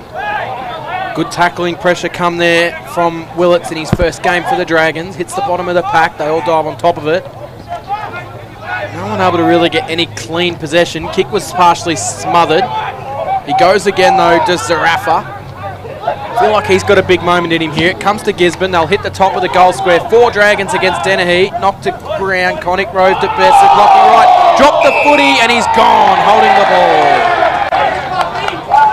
Gisborne crowd liked it. Lockie Wright pleads his case, but he dropped the ball in the goal square, Norm. He dropped the ball hot then, Wright, sorry. Had the ball, no effort to kick it at all. So Clough will slam through the first goal of the second half. He celebrates it. And the Gisborne crowd get a little bit more vocal now. They lead this game 9-6 to the Sandhurst Dragons. 4 goals, 5, 29 playing 60. Score sponsor Don Smallgoods is good. So that's 8 goal scorers today for the Gisborne side. We were wondering where they were going to get their goals from with a couple of their key forwards out, but it's been everybody, all hands to the wheel, and they've done very well. In my time calling footy with the Fresh, haven't often said this is dangerous territory for being a blowout when Sandhurst is involved, and that's exactly what's happening. 31 points. They don't look like it, the Dragons, at the moment. Both sides have got a lot of players out as well. Haven't they, Norm? We've got a bit of a stop. We have got a bit of a stoppage here. The ball went over the top of the net behind the goals, and it's gone out onto the street and disappeared. So you would think there would be a spare ball somewhere. It's coming onto the ground now. So a little bit of a hold up in play. A good start for Gisborne to start this second half and this third quarter. A goal within 2 minutes. Excellent work. You'd pick up the footy and keep going if you were outside the ground and it landed in your lap, wouldn't you? Somebody probably has. Willits goes into the middle, the 2 young players, and also Zarafa playing on each other. Zarafa for the Dogs, Willits for the Dragons. Up they go in the ruck. Watson probably wins it for the Dragons. Grand level. The Dogs are going to win it out of the middle through Benaki. Handball to his teammate in Hannon. Hannon fumbled a ball he should have taken. The free kick might be given to Benaki. I reckon it's underneath the pack, as he always is. He is, yes. It was a good second effort, but Benaki after the handball went astray. So let's dust ourselves off. Benaki with the free kick. He's got the lead on. Sullivan finds space. Classic bit of forward play. Ran onto it. 45-degree angle. 40 metres out. And that was almost AFL style, wasn't it, Norm? The way it come in and the lead from Sullivan. That's right. Look, Sullivan pinpointed where the space was. Benaki hit the ball perfectly to space. Sullivan ran onto it. When I say AFL style, of course it's AFL style, but I meant the big boys. Sullivan kicks a point behind. Goes to 61, playing 29, 4.5 gone. Third term. Local footy, the place we want to be. It's Fresh Live. Short pass in. Finds its way into the hands of Howard. Howard goes across to Connick. Connick then swings it out wide to Keating. Keating, who's a well-known user of the ball for the Dragons, off half-back on the right. launches a 50-metre long bomb down the line. Big flying mark taken by Lockie Evans. He got up and took a terrific grab. Not paid. No, not paid. It's going to be a ball up. The umpire said ball hit the ground as he came down. That was a nice elevation from Lockie Evans. Umpire didn't have the moment for the highlight. Handball back, free kick, drab, Bulldogs. You would think it's holding the man going to the Bulldogs. After he got rid of the ball, he was dragged to the ground. So free kick here. Is it Evans that's got the footy in the bright orange boots. He just landed. Now he's got himself a free kick. He steps around the man on the mark. Sends a kick inside forward 50 off hands. Connick overran the footy. Keating has to clear it out of there for Sandhurst. It's got that feeling of party time for Gisborne at the moment. Kick out though landed to Wilkinson, who took a nice contested grab. Wilkinson needs to get things moving for the Dragons. You can feel the pressure on them. Short pass, barely the required distance. Inboard, Connick receives to the Dragons. Plays on now, dumps it down the line. Smetzer was the target, didn't get him. Offering support, maxed it at ground level, couldn't pick it up. It's bobbling around, the ball ends up with Benaki. Dogs. And they're away now, the Dogs. Gray, handball over the top, ineffective. Keating couldn't pick it up. He had a look up then and probably shouldn't have. He saw Shapano bearing down on him, and eventually the ball went over the boundary line as the ball in, Norm. Yes, and the Gisborne boys are telling him now that he had a bit of a look and let Shapano go through. Well, he did. Can't sugarcoat it. But I like the way Gisborne are going about this. They allow Sandhurst to kick around on the back line and turn them into long kicks. They just feel more aggressive now at the moment, the Dogs, than the Dragons. And as I said earlier, it's been a long time since I said that. Aggressive enough that two Dogs just collided in that contest. Is it a pack of dogs, is it, North? It is a pack of dogs, yes, but there was... Two dogs. Two dogs there collided and one dog's come off second best. You wouldn't understand that either, Cam. Two dogs go. There's a joke called... No, I won't even bother. A joke called Two Dogs. No, don't. Cam's looking at me like I'm going silly. I'm just trying to work out, is that Brand Castellano down? Have a look through the binos. We've got a stoppage in play. He's getting up wobbly. Not sure if it's Brand Castellano or not, Norm. I'll just get back to you on that. Well, he seems to be walking off pretty well now, but yeah, it was well shaken. It was friendly fire, unfortunately, for the young dog. Holding his right shoulder. No, he's actually holding his nose. I reckon he's got a blood nose. Oh, right. I need your binoculars, John. Long distance. Yeah, definitely a blood nose. In the arms of trainers. Yes, both sides. Well, it's a blood rule, that's why I'll be waiting for him to get off the ground. Yeah, both sides have made numerous changes while this blood rule's gone on.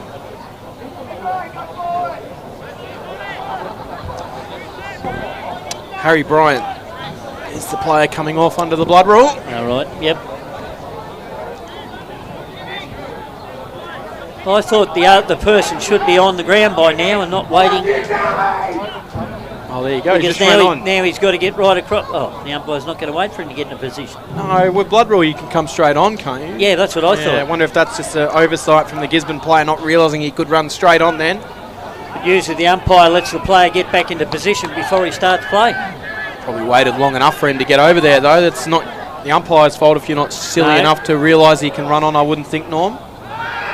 It's got to be a free kick to Gisborne. It will be a free kick here as the push and shoves on. There's a bit more spite in this quarter, like there was in the second quarter, and the Gisborne boys are taking it right up to Sandhurst here. So they'll handball it off wide and hold it to Burke. Burke into the pocket. Fist came from Ireland, but it landed in the lap of Gisborne. They slam it goalwards. Might be Gray that got the kick, I reckon. It's a Rafa, I reckon, maybe. Lockie Wright got the intercept mark on the last line of defence for the Dragons. Will clear the kick out to a contest. The ruckman comes and provides. Tapped it down nicely to Hood. Hood got it to Keating. Keating goes central. Poor kick, turnover. Dogs away, but a terrific tackle by Oscar Kale of the Dragons. Called it a sling tackle. And he's given away a free kick for a dangerous tackle. It was a really good one-down tackle from Kale. Not rewarded. Dogs get away with one. Burke picks up the footy. Downfield free kick on Ryan Burke. So it'll be a free kick, Gisborne, 30 out directly in front of goal, and I reckon it'll be James Gray to take the set shot. And Oscar Cale's given away 2 free kicks in the space of moments there, Norm. He has something that a young player's got to learn, that when the ball's gone, you can't make contact with the player, but it's got rid of it. I thought the first one was a little bit on the harsh side with a good tackle, but a chance here for Gray. 30 out directly in front to put the Dogs' lead even further in front. He does just that, but a minor. So they now move along to 9-8-62, leading the Sandhurst Dragons 4-5-29. 10 minutes into the second quarter. Lockie Wright will kick it in for the Dragons. His Dragons are under pressure. I don't blame Cale, though. They need to do something with the aggression because they're not winning it at ground level like they should. The Dogs are going in hard after the footy. It's underneath the scoreboard now and goes over the boundary line. It'll be a ball in. Because it's 62 playing 29. Sandhurst have not even been in this contest all afternoon, Norm. No, they haven't, John, and I think Robbie Waters would be pleased with the way the Gisborne boys have gone around it because they're putting pressure on Sandhurst at every turn. Across half forward, Dogs in attack. Watson wins it for the Dragons and the ruck contest. Overzealous tackle. Yep. The Dragons through Willits has given away a free kick. Benaki. Well, who else would it be? Bottom of the pack all the time. Leaders on through Sullivan. Hits him. Good strong mark in front of his eyes and will line them up, Norm. Yes, we heard pre-game that Sullivan was recruited for this reason and reason alone, that he was a lead up forward and kicked plenty of goals. Unfortunately today he's kicked plenty of points. Let's see what he does. In he comes. And it's skinny, it's narrow, minor score. 2 goals 4 he's got for the day. 4th behind there, Norm, you're right. 63 playing 29. Score sponsor, Bendigo City Framers. We've got to give them something. Local footy, the place we want to be. It's Fresh Live. All in. Wright takes it for Sandhurst, who's been busy in this quarter. Finds its way up further forward to Stewart. Under all sorts of pressure is Stewart in his first game. Maxted takes a nice grab. Need to fire him up. Maxted a wheel around on the right. High ball inside forward 50. Good mark taken. And James Coughlin marks it. Going back with the flight. 35 out directly in front. And there's a player down at the bottom of this pack, I reckon, as well. Oh, Fergus Green getting up, looking a bit proppy there. That's a big story to keep an eye on. Fergus Green. Looks like he might be holding a shoulder there. That's a real big story to keep an eye on. Steve Navort down at ground level. Keep an eye on that one as he comes towards the boundary line. But it'll be a chance here for Coughlin. A much needed Sandhurst goal. 35 out directly in front. Hangs it right. It stays right. And the chance goes begging. 4-6. It's a 33-point Gisborne lead. 12 and a half minutes into the third quarter. Yeah, you said it, Cam. 33 points if you're listening at home. Shout out to Laurie Ramsey at Welshman's Reef, who sits in his shed with his pot belly going, enjoying a beverage, listening to the broadcast. Hope you're enjoying it. Local footy, the place we want to be. It's Fresh Live. Lockie Hood wins it across half forward. He'll go inside forward 50. He's got a target and hits it. Matty Wilkinson, the unlikely goal kicker. They need something from somewhere. They'll have a shot on goal. And if they're going to give themselves any chance, Norm, they've got to kick these goals. That's right. They've had 2 inside 50s only this quarter. Haven't been got 1 point for both endeavours. Let's hope it is a goal. To the Jacksons Creek end, which is the highway end here, down at Gardiner Reserve in Gisborne. It's a long, high ball, and he puts it through. They needed it. 5-6-36 to Gisborne 9-9-63. Almost midway through this third term. Score sponsor Jason Westcott Bilger, local footy, the place we want to be. It's Fresh Live. Steve Navort, ground level. Yeah, a little bit of rain has just started to happen. Fergus Green has also come off with that right shoulder concern. He's just getting it checked out now. Yeah, that's unfortunate for Sandhurst. Fergus Green off. He's been an inspiration of this side and he's been leading the way today, but not a lot have followed. See if he can get himself back going on the field. They won't want to lose him as they try and mount their case for a comeback here. Bouncing around, handball out wide came from the Dragons. It was done nicely there by Stewart. They just keep it moving forward. High tackle, free kick's going to go the way of the Dragons. And there's more push and shove in this game. It's been a very physical game. Gisborne players had his jumper completely ripped off down there. Might be James Gray. Before he can take any further part, he's got to put that jumper back on. You must have a number on your back to participate. I reckon James Gray James Gray wouldn't mind wandering around without a shirt on down there. He just looks like one of those players. As the Dragons thump it inside forward 50. No free kick. Working it out of there, the Dragons. Intercept mark come from Austin. Terrific grab by Austin, who marks it 50 out. Tough kick though, if he's going to back himself from here. He's just going to chip a short pass inside forward 50. Two dogs collide. Two dogs go, as the saying went before. Shoulder for Selling Werner. some candy. They clear the kick out of there, but it might be coming back because Lockie Wright got a good launch at the footy. Took a nice grab. So right on his right. Central kick was good. Mark dropped by Smetzer. Dangerous territory here for the Dogs. Sullivan, handball out wide. Burke will track after it. Davis comes to put the pressure on him. They do enough to hold him up, but Burke was good. And we'll get a ball up centre wing position. That turnover could have been so costly, Norm. Yes, it was unlucky there for Sullivan. He had nobody coming past. He had to handball back into play, and unfortunately Burke got collared. Thomas Werner for the Dogs, number 6, looks very sore with his shoulder. Keep your eye on that. Steve Navort, ground level, get back to us. He went down clutching it. He might have shook it off just for the moment. Certainly looking sore as the ball comes inside forward 50. And a big hip and shoulder by McNamara of the Dragons. Yeah, with an elbow head high, I think you'll find. Well, I didn't want to go with that, Norm, but you called it. I think that's why the free kick. The umpire's been tapping his shoulder, saying head high. Campbell Johns, I thought it was a shoulder, but it doesn't matter, it's head high regardless. So Johns of the Dogs. Man on the mark stands at 41 metres for the Dragons. Johns kicking to the social room's end to extend the lead for the Dogs. It comes goalward and it's through for another one. 10-9-69 to 5-6-36. Dogs lead, that's his second midway through this term. Third term. Score sponsor Don Smallgoods is Don is good. Local footy, the place we want to be. It's Fresh Live. And as we've said all day, when Sandhurst get a bit of a run on and start to look as though they're back in the contest, Gisborne have always got the answer.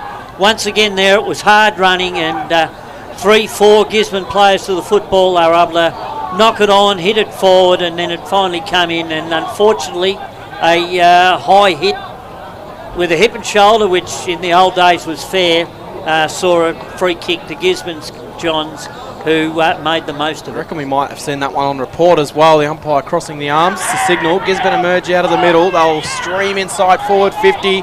Leading out, Sullivan picked it up nicely on the half volley. He then wheels around, has a bounce, handball backwards to a teammate in Zarafa. Zarafa did well on the second attempt, sends it inside forward 50, coming in from the side, no mark taken. Gives away a free kick. Yep. Well done there actually by Jackson Howard. He held his ground nicely and he receives a free kick. It was Nolder that came in from the side to try and take it at the last second, but Howard did well. Swings the kick to Connick. Connick then goes further forward, where he finds the debutant in Oscar Kale. Kale sends it down the line for the Dragons. No mark to Smetzer, off hands, picked it up cleanly, stepped around one, got the dancing shoes on. Now they're away, the Dragons, running down the footy. Good strong tackling from Evans from the Dogs. Forced the turnover kick though. The rain's starting to come down here at Gisborne's Gardiner Reserve. Zarafa handballs backwards. Now they'll send it dangerously across to Vescovi. He'll take the mark in defence. He'll charge down the middle of Gisborne's Gardiner Reserve. Send it up to Nolder in a one-on-one contest with Howard. Howard read it well. He's able to collect. Handball backwards to Coughlin. Coughlin handballs back to Howard. And now they've just got a steady. Howard looks central for Wilkinson and he gets him. Wilkinson dives and drops the mark, but the umpire blown his whistle. So Wilkinson gets a bit of a reprieve. He'll swing the kick out wide where he'll find Connick. Looks to launch off half-back for the Dragons. Goes wide. Smetzer's the target. Hits him. Dennehy. Jed a bit late to arrive. Don't know where that rain's coming from that you talked about, Cam. I reckon it's the spit from my mouth as I commentate. That's how light it is. It is certainly darkening, I'll give you that, Cam, and it's probably threatening now, something we didn't think earlier in the afternoon. In the forward zone now, Dragons. Vescovi gets collared for the Dogs, and umpire gives him benefit of the doubt and we'll have a stoppage. In fact, he might get a free kick for too high. Steve, you're down at ground level. Is there any sign of rain, or am I imagining things? No, there is some very, very light drops at the moment. I don't know how heavy it'll get. Fergus Green's also had the shoulder strapped up and he's taking painkillers right this second, so expect him back out there in a matter of seconds. You've got younger eyes than me, Cam. Don't want to say I told you so, Johnny, but Gisborne have got the ball in defence here. It's with Harry Thomas. Thomas swings it backwards. Now they'll swing it across the ground to Evans. Evans has been good this afternoon. Fires it forward. Elliott takes the mark. He'll come down the line. Hugs the boundary line, but the mark will be taken here by Hannon. Centre wing position, right almost underneath the scoreboard. Netball court side. He's told to play on. No rush. Swings the kick back into the middle, where he finds a teammate. They'll swing it back to where it started to Vescovi. Happy to play some uncontested ball, the Dogs. Vescovi to Dennehy. Dennehy wide. Nice kick. Aggressive but lovely. Landed on the chest of Werner. Werner's got it. 70 out from goal. 10 in from the boundary. Sits it up for Ryan Burke. They'll all come and crowd him and they'll knock it through for a boundary throw in. Right in front of us, broadcast position, and I'll hand it over to you, Johnny.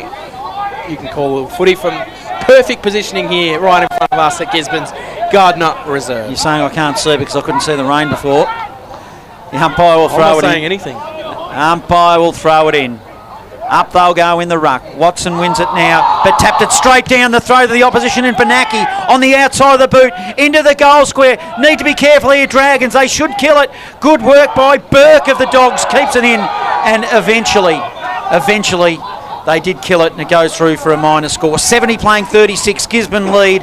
Time on 21.5 minutes. Third term. Local footy, the place we want to be. Fresh Live. Right, chips the short pass to Mills. Mills goes further forward. Now they'll swing it back central to Wilkinson. So Wilkinson's got it. They need to get something moving here, the Dragons. 21 minutes gone, third quarter. They trail by 34 points. Down the line it goes. Cale couldn't take the mark, but he's able to provide a tackle, and we'll see it ball up centre wing position. 34-point lead to Gisborne, 10-10 to 5-6. It's been a very impressive looking Gisborne outfit this afternoon. We've got our Bendigo City Framers Best on Ground Sponsors Award to hand out as well. Norm Jenkin will be in charge of that this afternoon. Plenty of Gisborne players putting themselves in with contention for that. Morris lays a good tackle. Who are some of the names that might be in contention for that, Norm? Well, you go down the list. Benaki, Gray, Clough, Vescovi, Thomas, just to name a few at this stage.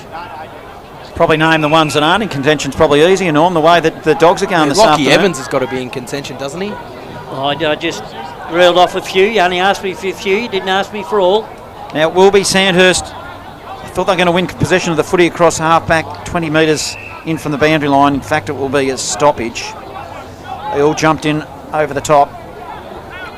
I think the difference in this game, Johnny, is the Sandhurst players, there's not many that you could rattle off for that award at this stage. No, really struggling for consistent performers. Winning it now for the Dragons, Austin. He goes into the pocket. Maxted was his target. He hasn't had a lot of supply this afternoon, Maxted. Tough job being a forward for the Dragons at the moment, Norm. It is a very tough job, and when the ball's coming in, it's not coming to their advantage. It's just being bombed away because of the pressure the Gisborne midfield are putting on the ball carrier. In the pocket, Jackson Creek's end. Umpire will throw it in. Dennehy will do the ruck. Zach for the Dogs. Got a double punch on it. Gave it straight to Benaki. Dished it off to a teammate who spreads it wide. Gray was the target, and he's kicked it straight into the car beyond the boundary line, out of bounds on the full. Free kick, Dragons. Keating will be the man with the footy. Ground level, Steve. Fergus Green has put the Sandhurst jumper on himself, so it looks like he will be done for the day. It's a big loss for the Dragons if Fergus Green's not able to come back on. Said at the time that he looked like he was very sore, so certainly a developing story. Vescovi's got a free kick in defence for the Dogs. Yeah, great tackle.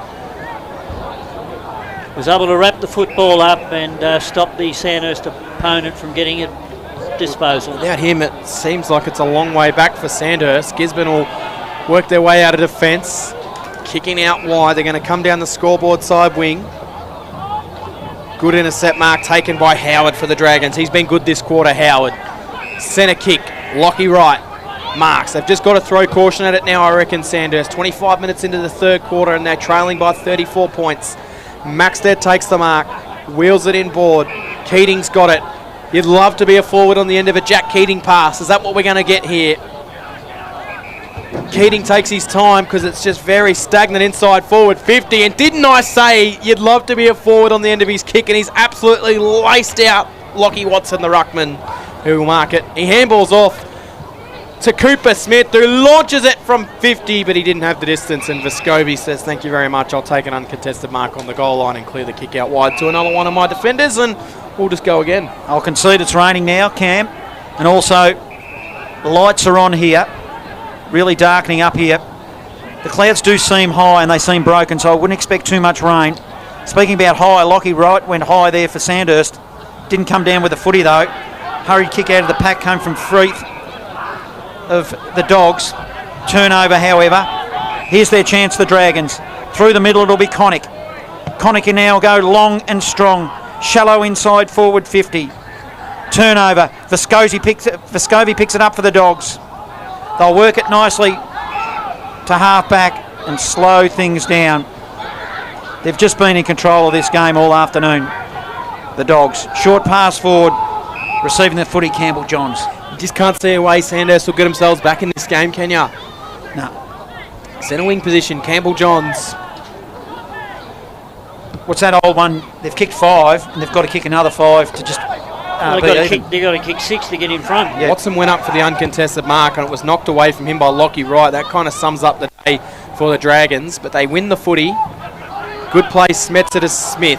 Handball over the top for the young fella in his first game, Stewart. Did well, collected the footy. Got a high tackle. And he was caught high, so he'll receive the free kick. He wastes no time as he received the ball back on the left. Sends it to the top of the goal square. Can he get a mark? It's a big fly from Kale. Couldn't quite bring it down, but he roved it at ground level. Oscar Kale dribbles one through. Terrific goal to kickstart your senior career tally of goals from Oscar Kale. And a big goal for the Dragons. 10-10-70 plays 6-6-42. 27 minutes gone, third quarter. Score sponsor is Parsons Towings in Castlemaine.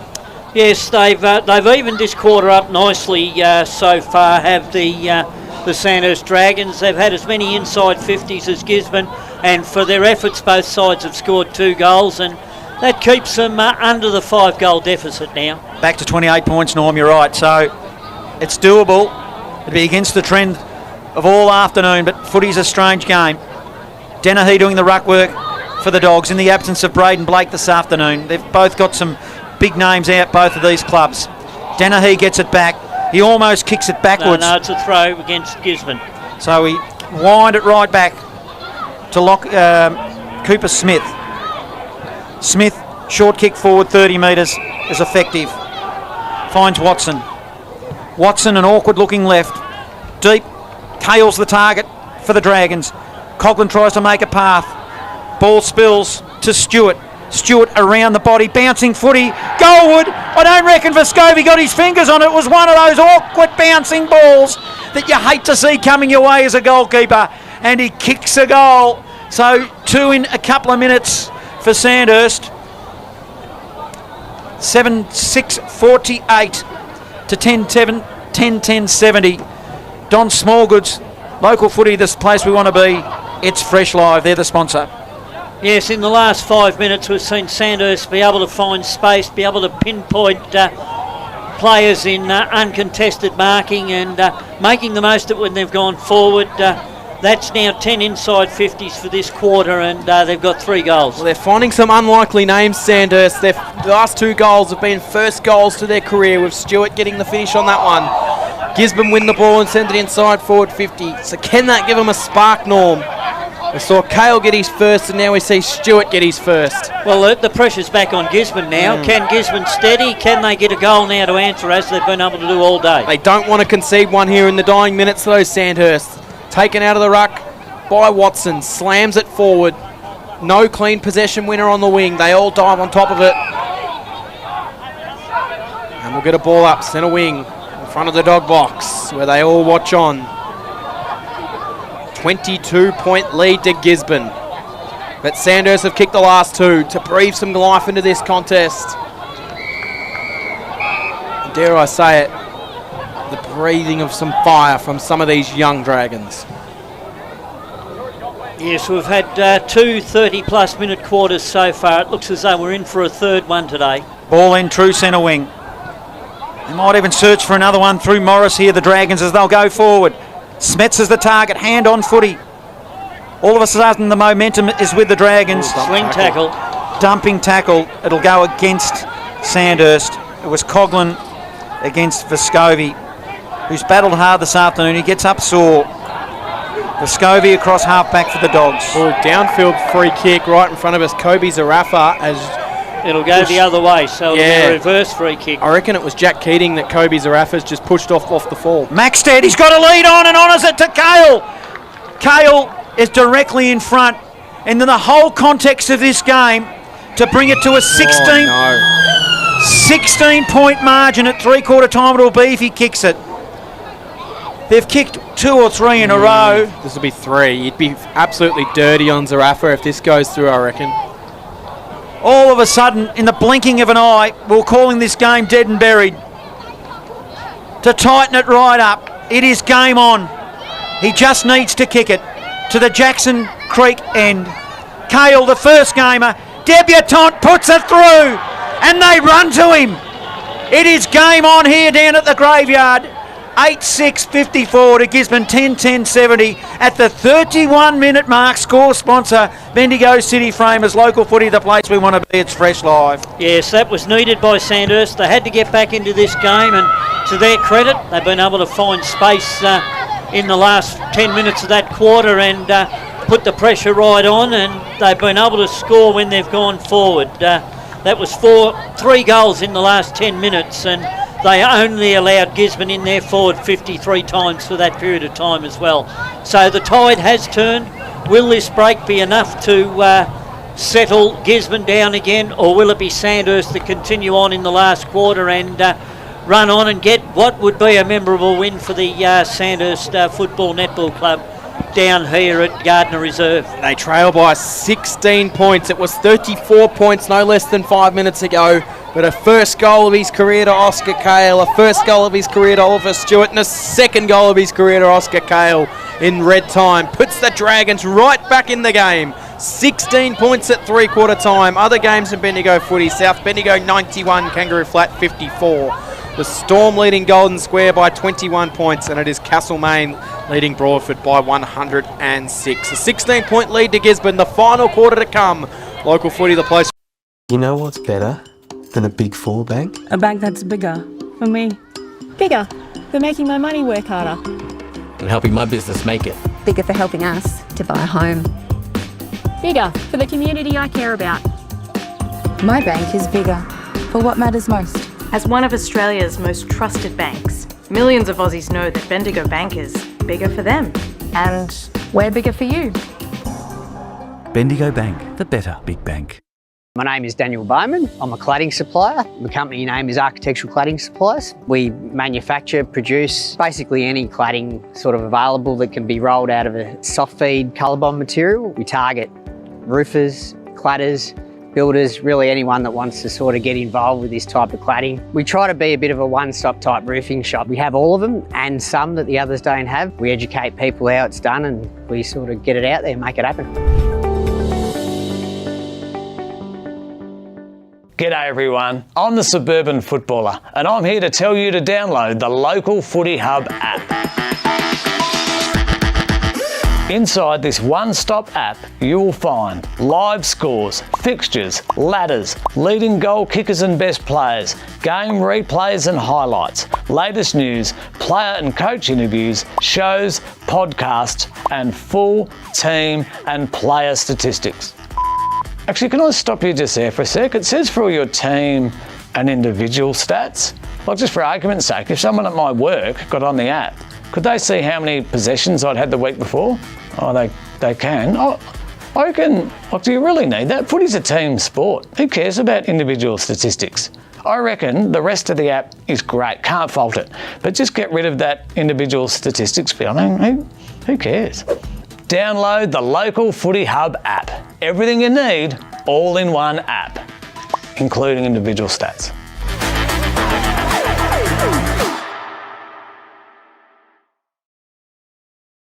Are you looking to promote your business? This could be a great way to reach the local footy community.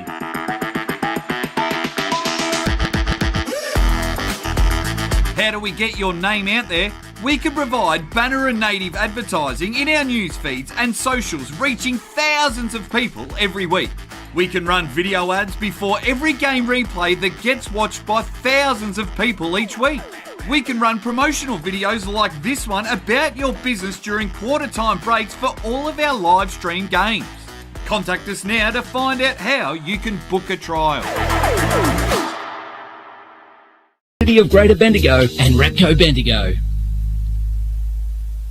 Hey, you'll need lots of firewood to get you through this bitter cold winter. Stock up with quality wood. It's available right now from Bendigo Firewood and Soil, delivered straight to your door. Hardwood mix and red gum in stock plus more. Renewably sourced, seasoned to perfection for a longer burn time, a warmer home, producing less ash. Get your wood pile stocked from Bendigo Firewood and Soil, McDowell's Road, East Bendigo. Find fresh sponsor at bendigofirewoodandsoil.com.au. Doing it for our community. Local first. Bendigo's Fresh FM. Thanks to local footy sponsor, more live Bendigo football. And now it's time to fire up delicious Don Footy Franks. They're made for the footy. Is Don, is good. Local the place we want to be. It's Fresh Live, and a late surge from the Sandhurst Dragons has got it back to a 16-point margin at Gisborne's Gardiner Reserve. They look dead and buried, but at 16 points, and with a bit of the run, the Dragons are right in the game, setting up for a big final quarter. Myself, Cam Power, Norm Jenkin, John Hunter, Steve Navort and Ray Pinner on tech here at Gisborne's Gardiner Reserve. Castlemaine lead Broadford 147-16. The Storm lead Golden Square by 20 points. And Kangaroo Flat 8-7-55 to South Bendigo 14-13. 97, but here at Gisborne's Gardiner Reserve, the Dragons are charging. They've got 2 goals to Oscar Kale, Wonder, Maxted, Smetzer, Wilkinson, Morris, Darcy Mills and Oliver Stewart. While for the Gisborne side of things, it's 2 goals to Dom Sullivan and Campbell Johns and singles to James Gray, Shane Clough, Lockie Evans, Adam Brancastiano, Zach Dennehy and Lucas Hannon. So that's where the goals sit. The better players we'll go with the Gisborne Bulldogs first, Norm Jenkin, and then we'll follow with Johnny, because Johnny's just going to mention a few of those Sandhurst players that brought themselves back into the game. Well, it was a little bit harder to find Gisborne good players that quarter. There was quite a number queuing up for the position at the start of that second half, but from halfway through the quarter they died out of it. I thought Benaki along with Lachlan Evans have both been in and under and got plenty of the football. Young Kobe Sarafa came into it but did give away a costly penalty there right on the final siren. Thomas Werner's done a very good job all day today on Fergus Green. I thought Ryan Burke came into it and also Campbell Johns. And for Sandhurst, it was players that you don't really expect to lean toward to win your game. Stewart came into it, really happy with Jackson Howard, offering support. Jack Keating, I think you called during the call there, Cam, how good he was with his passing, and he certainly showed. Oliver Morris, I thought, showed a bit, and Hugh Smetzer up forward, because they're going to have to all show something in the absence of Fergus Green, who wasn't having a big influence anyway, but certainly not in the game. He's out injured. And also Oscar Kale showed a bit with 2 goals. Final quarter underway from Gisborne's Gardiner Reserve. Taken straight out of the middle here by Benaki. Benaki handballs off to Elliott. Elliott slams it up towards the forward 50, but an intercept mark for the Dragons. They'll go central to Jackson Howard. I thought he had a really good quarter for the Dragons as well, to Jackson Howard. Leading the way in defence is the young fella. He'll swing the kick out wide. Mark taken. They'll look to steady build. Wilkinson provides the lead and he gets on it with a kick that lands on his chest. Rain is threatening. If there is a little bit of rain, it's only what they'd call a very, very small drizzle. And this is game on for shizzle, as they would say, the young folk. Sandhurst down the line. Off hands. Gisborne will receive the ball at the back of the pack. It's taken away by Brancastiano. Now it works forward, but it's going to be a free kick. Advantage paid Dogs. Freef takes it, sends it inside forward 50. Poor kick. Liam Island intercepts the mark. Island, he's been under the pump this afternoon. Tooney's been involved in a bit. They need to step up. A lot of these Dragons, which they have in that last 10 minutes of the third term, they're back in the contest. If the ball comes off hands, true centre wing, and we'll have a ball in. What Sandhurst have got to do is when they play this keepings off game, they've got to be able to change it to the other side of the ground. They haven't been able to do that today and been forced into long kicks. They did it for 5 minutes of the last quarter and it paid dividends. Will the Dogs respond? Interestingly, the best backman for the Dogs for Scovey has gone to the young Kale. They see him as a threat, obviously. As it is ground level, Hood tries to make a path for the Dragons. He gets one too high. Hood for the Dragons. Kicks it long. They'll set themselves. Chapano at the back of the pack wins it. Handballs. Banaki picks it up. He was good enough at ground level. Gave it to Evans. Through the middle, the Dogs. Clough will receive. Smack bang in the middle of Gardiner Reserve. Clough now, he'll go long. Inside forward 50. And he might have got upended. Yeah, he did after he kicked. I heard the whistle. I didn't see it. It was to space. And Danahy, this is Zach, will now play on. He's within range. He goes to the top of the square. Umpires let it go, but there's one too high. It'll be a Dogs free kick. I reckon it might be Harry Thomas that will receive. And just to steady the ship for the Dogs. Gets up holding his throat. And to the Jackson Creek end, they need this, Norm. In fact, it's Brand Cazziano.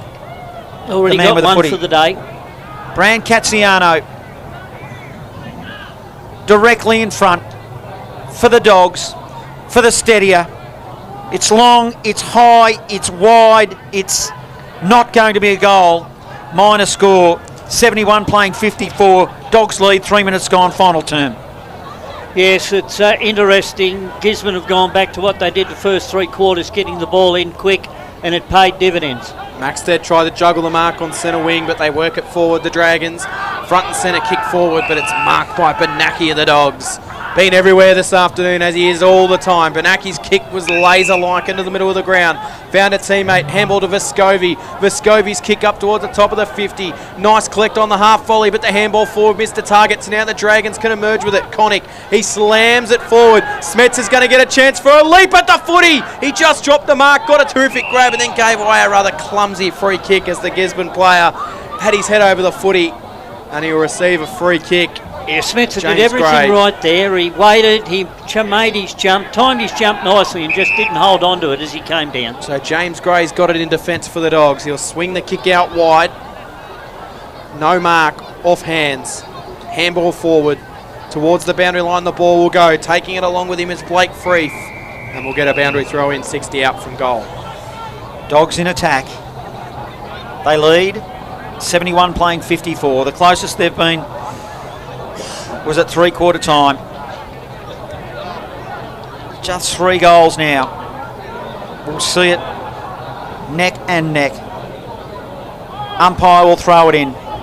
Danahy doing the ruck work, front position of Dogs. Banaki again on the end of a handball, racked up a heap of possessions, puts it in the path of Brand Cazziano. He gets mowed down from behind by Lockie Hood of the Dragons. And they have a let off there. Spreads it wide. See if they can build it now from the back zone. Short pass in the direction of Howard of the Dragons was at his ankles, and Howard will be thankful that it goes over the boundary line and they have a ball in. And once again, as they've done all day, Gisborne's allowed that short pass in defence and then a long kick down the line, and they usually break it up. Umpire will throw it in. Danahy doing the ruck work again for the Dogs. Contested ball, ground level. James Coughlin emergence for the Dragons. Over the top, tries to find Smith. Couldn't. Was ineffective. The ball finally works its way somehow to half forward for the Dragons.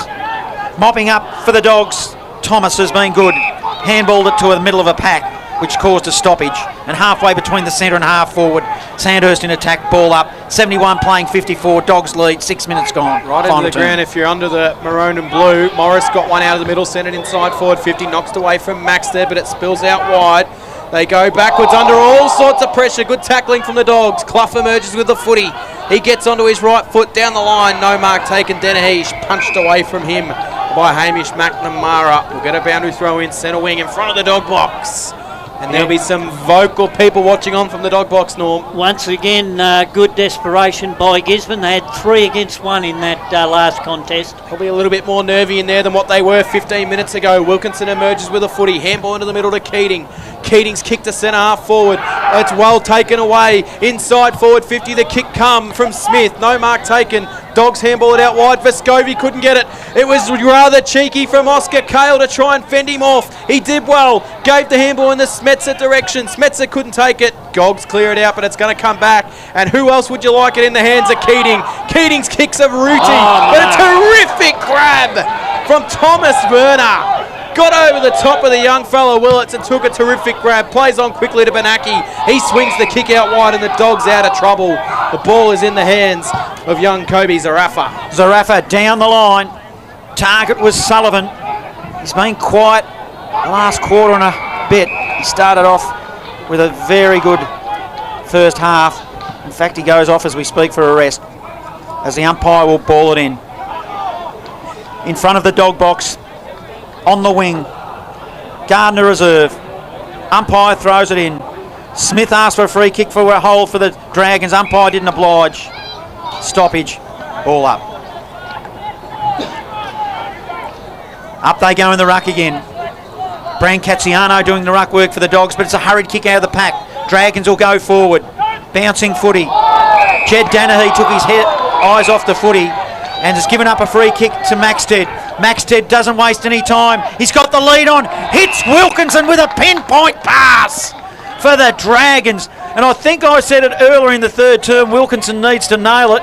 He's got to nail another one, Norm. He does, John, but excellent play there. Excellent lead by Wilkinson. He pinpointed where the space was, led there and was hit on the chest. If he kicks it, this will bring the margin to under 2 kicks. He'll bring it to 11 points. Matty Wilkinson for the Dragons kicks a goal. Game on. Game on.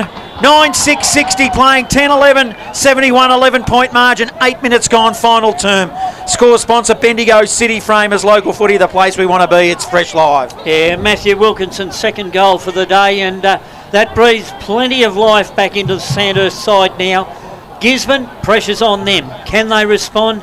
Can they do what they've done all throughout the game and get 1 or 2 goals to answer that 1 goal by Sandhurst? Yeah, only time will tell. He loved it off the boot before it even went over the goal umpire's hat. He was celebrating it. How was a pass from your man, Kobe Maxted? Pinpoint. Laser. He could have kicked that goal from outside forward 50 as well, but that was a beautiful pass to Wilkinson. Good set shot is Matty Wilkinson. Back in the middle of the ground we go. Dragons with all the running. Lockie Hood emerges with a footy, sends it in towards the Wilkinson direction again. He dropped the mark and Dennehy got it and slammed it out of there for the Dogs. It'll go to centre wing, but it's going to come back. Intercept mark, Lockie Hood. Hood on centre wing position. Boundary side of the bench. He'll slam it inside forward 50. Well read from the Dogs though by Harry Thomas to take an intercept grab. He just works Smetzer under the footy. Thomas will go central. Beautiful kick into the middle of the ground where he finds Kobe Zarafa. Plays on, draws a man, gives it off to Benaki. Benaki up towards the top of the 50. It's a low ball. Dogs will be able to work it though. They'll get a kick inside forward 50. It's going to go right to the hot spot. Bouncing footy. Nice little click for the Dogs. It spills to Sullivan. Sullivan dribbles goalwards and slams it into the post. End-to-end footy, not rewarded, but it's an even 2-goal margin now. 10-12-72. The Dragons 9-6-60. We're a long way from home, but it's a 2-goal straight margin. Could it be? Could it be? What have the Dogs got to respond? Probably should have got a goal there, but didn't. Keating will kick it in for the Dragons short. Finds Willits. Now they'll come into the middle. Morris is the target. Chapano did well for the Dogs. Turnover though. Morris, handball wide. Ineffective. Fumble on the wing. They're all diving in. Pressure is starting to show from both sides.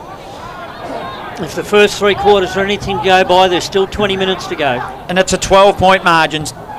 Dogs lead. Benaki out of the pack. A hurried kick to half forward for the Dogs. Hood wins it. Will mop up for the Dragons. Gives it off to a teammate. Will get collared. It was McNamara who's been pretty good this afternoon for the Dragons. Ball is kicked out wide. Vescovi collects. Dragons now. They'll go inside forward 50. Didn't really look. Wright was strong. Also, his teammate Keating in defence did well for the Dragons, just to slow it down. Good under pressure. He's been magnificent in this second half. Keating slams the kick into the middle of the ground to Austin. Austin further handball forward. They'll go inside forward 50, the Dragons. Morris worked his opponent under the ball. Wilkinson at ground level couldn't take it at his ankles. Ball spills out. It's just going to be taken over the boundary line. Harry Thomas was happy to see it over. Right hand forward pocket. Dragons in attack. 12 points the margin. 11 and a half minutes into the final quarter. And all of a sudden the crowd is on edge here at Gardiner Reserve. Throw in. Dennehy knocked it down. Burke went after the footy. Put his head over it. Tackling came from young Stewart. We'll get a ball up on the top of the 50. Yeah, just at present, the Sandhurst boys have got more run than Gisborne. They're able to spread the ball and use it well. Wouldn't a goal just to open it up? Hurried kick out of the pack. Dragons will go forward. Kick might have came from right down forward. In fact, it was Cooper Smith who's been good this afternoon. He's missed a bit of footy this year. The ball goes out of bounds. 20 around from the Gis goal. Lights are blazing here. The clouds are high in the sky. It's broken. It won't rain. If it does, it'll only be spits here and there. Wilkinson, Matty, ground level's been good. It spills to him now. He goes goalward. He was hurried with the kick and just knocks it in for a minor score. So that's under 2 goals now. It's 11-point margin. Gisborne lead almost midway through this final term. Score sponsor Don Smallgoods. Is Don is good local footy the place we want to be? It's Fresh Live. So Vescovia will have the kick-in duties for the Dogs. Who else would you love the ball in? Every single player on the right-hand side of the ground. He faked his kick and went left where Elliott was. Elliott then sends it into open space. Bouncing footy. Why wouldn't you set it out into open space when you've got a player that's running after it by Harry Bryant? Didn't he have some pace in him? Get him on the 100-metre mark there. Well, he started 5 metres behind his opponent. He raced past him well before they got to the football. He got to the ball 5 metres before his Sandhurst player did. Couldn't take it cleanly. We'll get a boundary throw in. Centre wing position. Both coaches watching on. Fergus Green from Sandhurst, of course, ruled out for the game. Halfway through the third quarter, watching on too. James Gray ran into all sorts of trouble. Austin got him, holding the ball. Tried to go. Advantage played. Austin will slam it inside forward 50. Oscar Cale uses his body, but it was well punched away by Vescovi. Dennehy, cool, calm and composed, is able to clear the kick out and hit a target, but the two Dogs have collided with each other, which forces the stoppage. It was an uncontested mark, and they both smashed into each other. Harry Bryant could not believe it. It was Zach Dennehy, the offending player, too. He'll do the ruck work now. 70 from goal. He put it down the throat of Benaki. Benaki was calm and cool. Gave it to Clough. Clough of the Dogs down the line. Contested ball, ground level, whistle on play. Free kick will go to the Dogs. Incorrect disposal. Sullivan for the Dogs. In front of the dog box. Plays on quickly. It'll go shallow inside forward 50. Up they go to the Jacksons Creek end. Ball comes over the top. Getting involved was Burke. Offering support was Banyan. Banyan in for the first game this afternoon, puts it goalward, goes through a minor score. 73 playing 61 midway through this final term. That importantly puts it back to an even 2-goal margin, so the Dragons will have to score 3 times now. They'll clear it out, no mark taken. Maxted tried to claim it, was taken in the tackle. Dennehy, as we've mentioned so many times, where Maxted is, you'll generally find Jed Dennehy. So that would mean wherever you find Jed Dennehy, you'll probably find Kobe Maxted. Ball up, free kick, an illegal push, I reckon. Yeah, can't shove it in the ruck. The umpire said he held him out.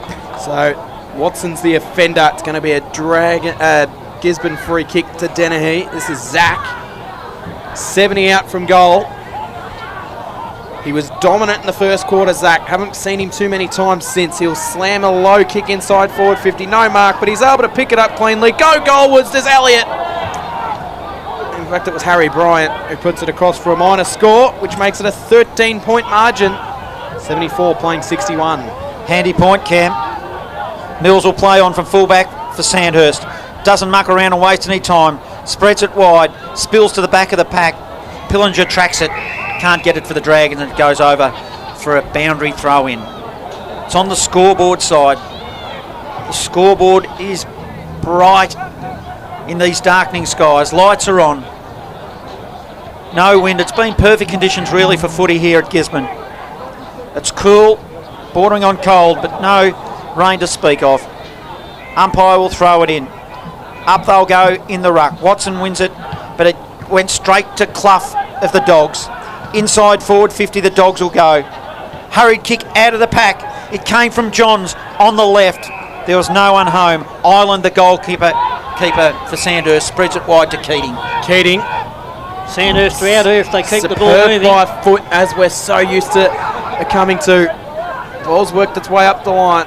Might be Austin with the footy, I reckon. He emerges with it. Goes looking for Smetzer. Had to beat a couple. Ball hits the bottom of the pack. Morris kept it alive for Sandhurst. So slam it forward. They've got 3 players running if it sits for Hood. It bounced okay for him. Maxted forced the contest. Well done by Dennehy for the Dogs. Leaving kick out of defence. Smetzer's going to sit in the hole for the Dragons. Couldn't take the mark, but he knocked it forward in the advantage of Morris. Morris sent a quick ball inside forward 50. Oscar Cale from the side. Knocked it down. Connick couldn't get a good look at it. Thought he was away. And Dennehy will clear it out for the Dogs, but it's going to come back. Keating traps it to Smetzer. Smetzer gives it off to Cooper Smith. The captain sends it inside forward 50. Here's a moment for Cale. Knocked away from him by Vescovi, and now the Dogs are away. It's handballed out wide. Now Johns picks it up. Handball inboard. It's just panic footy at the moment. Dangerous ball for the Dogs. Gisborne player had his head over the footy. Wilkinson emerged with it. He couldn't get it cleanly. They're all diving on top of it here. Eventually some space. Dogs will be able to relieve. And who else but Benaki? His kick was not great though. Bounces in the middle. Now they're away through the middle of the ground through Brand Castellano. He'll kick it long. He'll go inside forward 50. Top of the square. One-handed attempt. It came from Sullivan, who picked it up quickly and went round to the body. He was rushed under pressure and kicked it out of bounds on the full as he went goalward, which will give a free kick to Pillinger for the Dragons. We haven't seen enough of that sort of footy today. Straight down the centre. It was panic. You're right. Panic ball. The lead is honoured. McNamara now for the Dragons. Receives in his defensive half for the Dragons. Spreads it wide. Oh, I'm not sure whether he went for Hood or Watson. It went in between them and goes out of bounds and we ball in. So umpire will throw it in. Across half forward. Dogs in attack. They lead by 13 points. Could be a handy point, that one, as we approach the 18-19 minute mark of this final term. Most quarters have gone 30 minutes in this game and beyond, so a lot of time remaining. It'll be Hood that emerges for the Dragons. Cute handball to Keating. Dragons will go forward. Smetzer is the target. He let it bounce at his ankles. They'll lose it here across half back, and the Dogs are away. Dennehy's handball over his head. Into the centre go the Dogs. Taken high, receive a free kick. It was against Coughlin. Picked up by Clough. He'll whack the kick out wide. Nice kick, but good defence from the Dragons. And not to give away a free kick, but just knock it over the boundary line from Caleb Connick, who I reckon he's got a case for the most improved player in Bendigo footy this year, Caleb Connick. He's come from the clouds from where we seen him 2 years ago when he first started his senior career. Probably 3 years ago even, Johnny. Yeah, 3 I reckon. Knocked down, free kick out of the ruck, going the way of the Dragons. Was he stand out year? No, it's going against the Dragons. Yeah, going against the Dragons. They pulled Dennehy down in the ruck. The umpire pointed the other direction there. So Dennehy slams it inside forward 50, mark taken. So Dennehy to Dennehy. Is it Dennehy? It is. So it'll be Zach Dennehy who will line him up. The other one was Riley Evans that sent the ball in deep. I think that's why you confused me for a second there, Norm. I was like, I didn't think Jed was in the ruck. But Zach Dennehy from on the 50, on his right, can kick a big goal. Goes goalwards. Puts it across the face. 1 goal for this afternoon for Zach Dennehy. A day of ifs and buts for him. 10-15-75. The Dragons 9-7-61. 20 minutes into the last quarter. Keeps the Dragons in the contest. Lockie Wright tries a tube from the kick in from fullback. It was effective. It comes up to the wing. Morris getting involved. Handball comes out wide. Keating handball forward. Cale receives. Handball further afield to Davis. Davis dropped the ball. He should have probably taken, but had enough time to go around the body. Still 70 from home. Getting involved, McNamara. Handball over the top for the Dragons. Gives it to a teammate who goes inside forward 50. Leaders on it, and Austin will go aggressive. He's got a player out. Pillinger goes goalward, and puts it through. The Dragons are still in it. They go to 10-7-67, trailing 10-15-75. 21 minutes gone. Final term. Score sponsor Parsons Towing, local footy, the place we want to be. It's Fresh Live. Yes, that was good work by Sandhurst there. Jacob Austin on the boundary line. Didn't look into the corridor, looked over the corridor and found a Sandhurst player all on his own to kick an easy goal. That kick to Austin, that had to be perfect because Matt Wilkinson was standing at the top of the goal square True. on his own, absolutely screaming for it. And even Austin, I reckon the initial target was to hit it to Wilkinson, but they just got to him in time. But a good finish for Pinniger, and we're now under a single-figure ball game here at Gisborne's Gardiner Reserve. Darkening skies, the lights are on, and no one has gone home yet from this game. 75-67, still time in this game, 22 minutes in. Dragons get another forward 50 thrust. Maxted sits underneath it. Has he taken the grab, Kobe Maxted? He has! Terrific grab in front of Jed Dennehy. Strength from Maxted. And if he kicks this goal, we will be under a single kick. We said they'd had to kick 6 goals and they hadn't kicked 5 for the whole game. And now all of a sudden they are in the box seat to do it, Cam. Kobe Maxted, 45 metres out, directly in front, to bring it to a 2-point ball game. They've got all the running, the Dragons. Maxted comes in. Oh, he's hung it left. Disappointing finish for Kobe Maxted. 7-point ball game, 22 and a half minutes into the final quarter. Score sponsor Don Smallgoods is Don is good. The one thing that Sandhurst have done to start this last quarter is they've got the advantage of the fifth centre clearances to start the quarter. Vescovi kicked it in from fullback. Sandhurst will win it through Kale. Over the top, Smith gave it to a teammate. Goes goal! And he's kicked the goal! It's Willits for the Dragons to tighten it up to a 1-point margin here. And there's still plenty of time. 23 minutes gone. Score sponsor Bendigo City Framers. Local footy, the place we want to be. It's Fresh Live.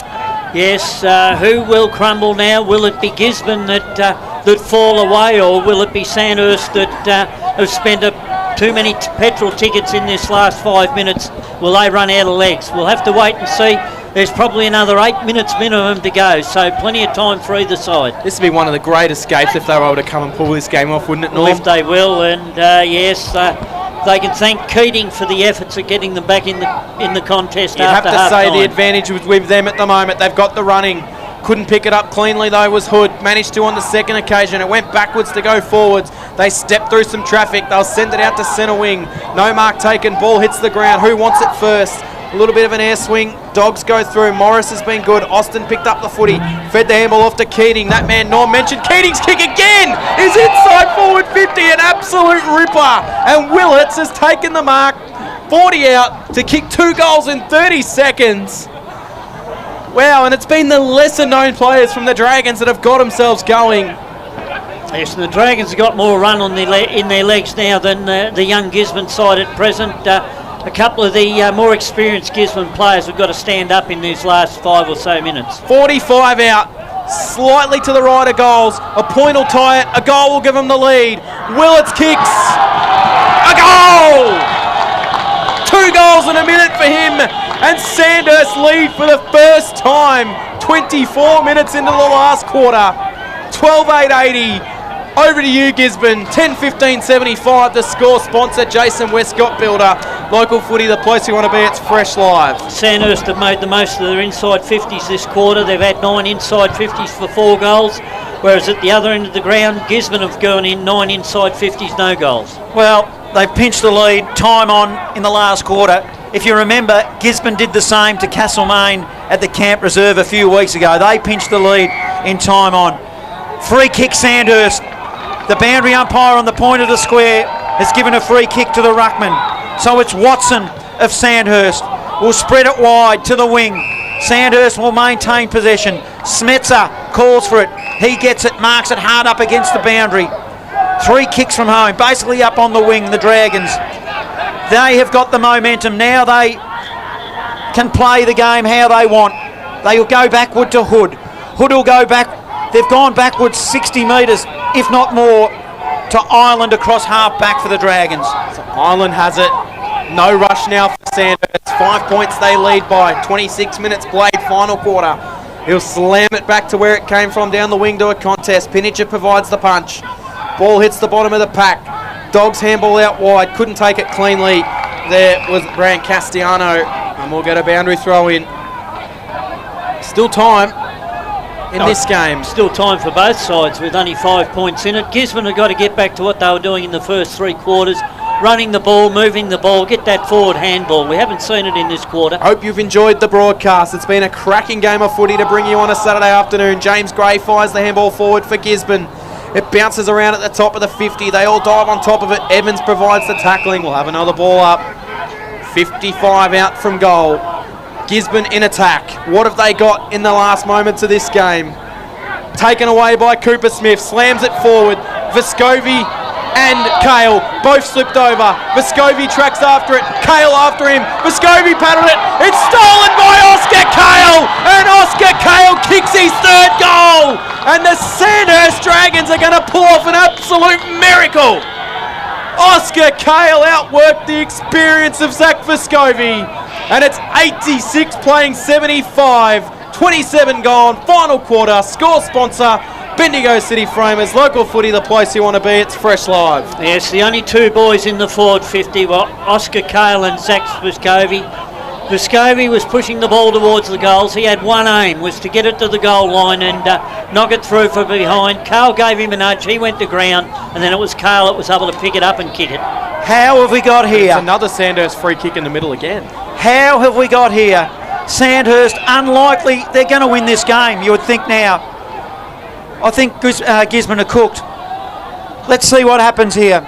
A long ball for Sandhurst. Up to the wing. Dennehy did well. It's Zach for the Dogs. Into the middle. They're still alive. Receiving it was Hannon. Hannon will dish it off to Gray. James Gray deep inside forward at the top of the square. What's going to happen? 5 metres out from goal. Ireland needs to kill it. Picked up by Werner. Shot at goal with smothered. Free kick Dragons. To relieve the pressure, Liam Ireland, and I thought that might have been the Dogs' chance. You didn't quite see what the free kick was for, but the Dragons will be content to play chip now. Ireland to Willits. Yes, Gisborne have got a man up now. They allowed the Dragons to do this all through the game, and then there used to be a long outlet kick which they were able to pounce on, but Sandhurst can just go kick the kick short now, and they got no worries. Back to Ireland in the goal square. Ireland's kick out. Strong mark taken for the Dragons. It's Lockie Wright, who's taken a couple of strong contested grabs this afternoon. And the Dragons are counting down to a memorable win in the history of the Sandhurst Football Netball Club. They might even have chance for another one. Keating emerges with a footy. Goes in the Cale direction. He could mark it and finish it. Couldn't take it. James Gray's handball missed him. Cale stole it. Ball knocked around at the bottom of the contest. It's Zarafa. Tackling by Coughlin was good right in front of us. And we'll get the ball inside forward 50. They've shown some character, Sandhurst, this afternoon. They were dead and buried. Dead and buried, and they win! They win an unlikely victory. The Dragons 13-8-86. Gisborne 10-15-75. And it was a shorter quarter, only 29 and a half minutes. Norm Jenkin, can you believe that? It was something I said at 3/4 time. Would the Dogs have the legs, or would Sandhurst's experience pay out in the long run? As it's turned out, Sandhurst, a 5-goal last quarter, got them over the line. They hit the front, and Gisborne weren't able to score.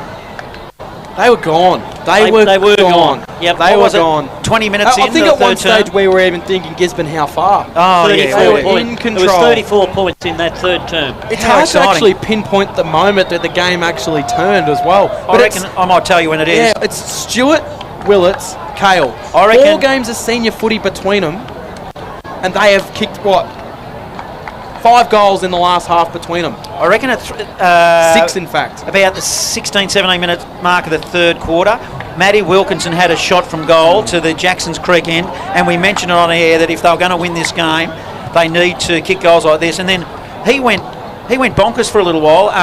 Matty Wilkinson, he kicked a couple, and he was he was like a target up forward. He was, yes, and he made Jack the most Keating's of it. disposal. He made the most of it to start that last quarter. But for mine, as Cam just said, Jack Keating, he kept them in it early. He was one of the blokes that, one of the players that made the most of his opportunities. They weren't able to make the most of it on the scoreboard, but they didn't let Gisborne get away.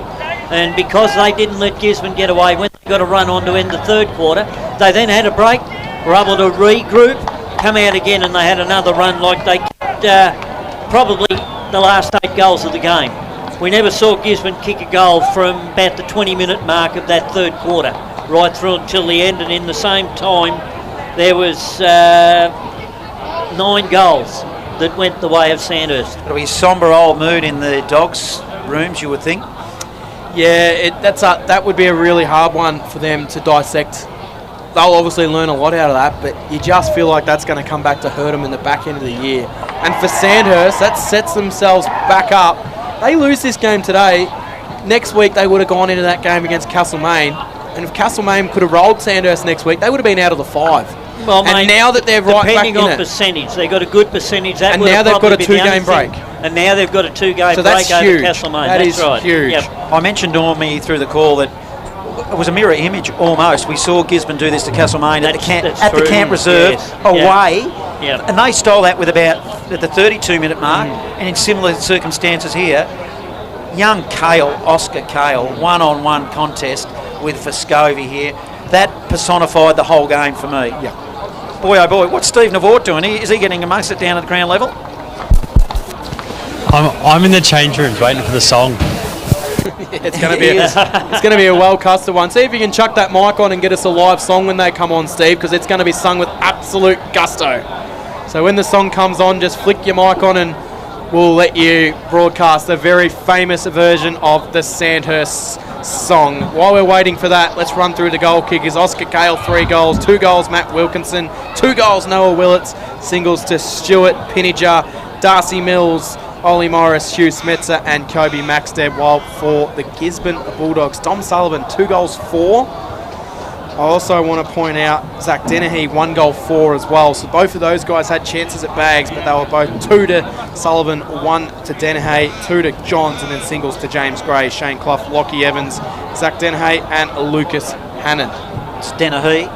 I was calling it right all day. I know. You can't do it at the end. Worm will be listening. Sorry, Worm. He'll be listening. I think he might have turned off the radio if he was listening. He might have. I'll give you the best players for Sandhurst, Cam, and you mentioned it, the younger players in that last term. You're talking Stewart, you're talking Willits, Pillinger, Howard, then the Morris, then the experienced play of Smith, Keating, Wilkinson, and another young player, Cale. Another close game in the Heathcote League as well, thanks to Wayne Smith for his updates. Mount Pleasant and Heathcote have had a draw. 15-8-98 to 15-8-98, so a draw between Mount Pleasant and Heathcote. Thanks to Wayne Smith Second for draw in his the Heathcote updates. District League this year. Yep, Mount Pleasant leading that game for majority of the day by the looks, but yeah, a draw in that game. So good finish in the Heathcote League. Couple of good finishes all round in country footy, where the Bendigo League, we had the close one here. Other games not so close in a Bendigo footy, waiting for final scores to come through, but the Castlemaine are blown out to 200 points. 32-14, 206 to Broadford, 2-4-16. Stratfield say 39 points over Golden Square, and South Bendigo 16-17, 113 to Kangaroo Flat, 12-9, 81. And you're saying we're saying the second draw in Heathcote this year, second draw for Mount Pleasant this year too.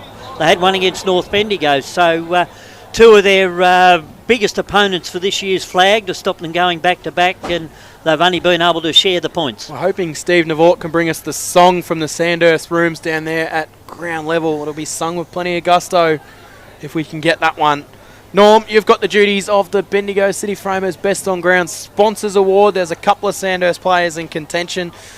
We've got time, so I'll run you through mine. Johnny will give you his, and then we will get to you for the deciding vote. You can agree with us, you can go on your own, you can do what you like, because it's yours to pick today. For me, I'm going with Jack Keating from Sandhurst. I feel like his disposal in that second half didn't miss. I don't reckon he missed a kick. and the way that he set up his teammates to get the ball moving forward, and often the delivery inside forward 50 from him when he got further up the ground, was absolutely superb. So he would be my nomination, Jack Keating from the Sandhurst Football Club, one of about 7 that you probably could have nominated. Johnny? Well, I normally don't mind giving it to the losing side, and I would have ordinarily said Brad Benaki by the length of Flemington straight.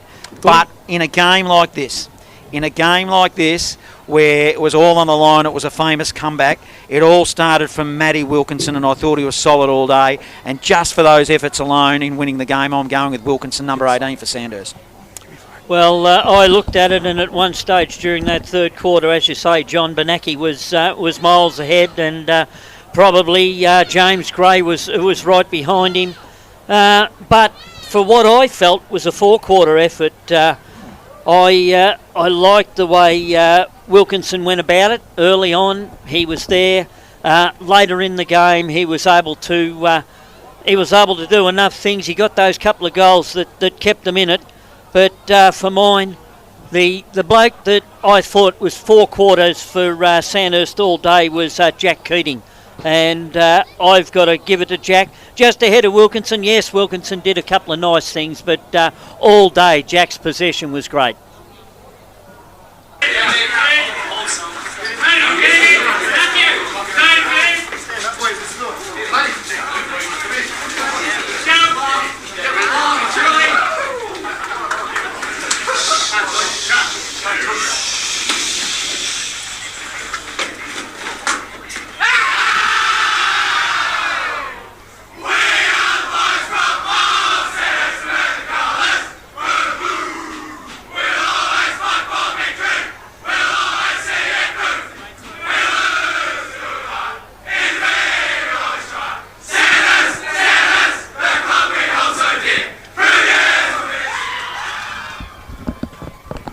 Wow, thanks to Steve Navort down there at ground level for getting a very, very happy Sandhurst Dragons theme song.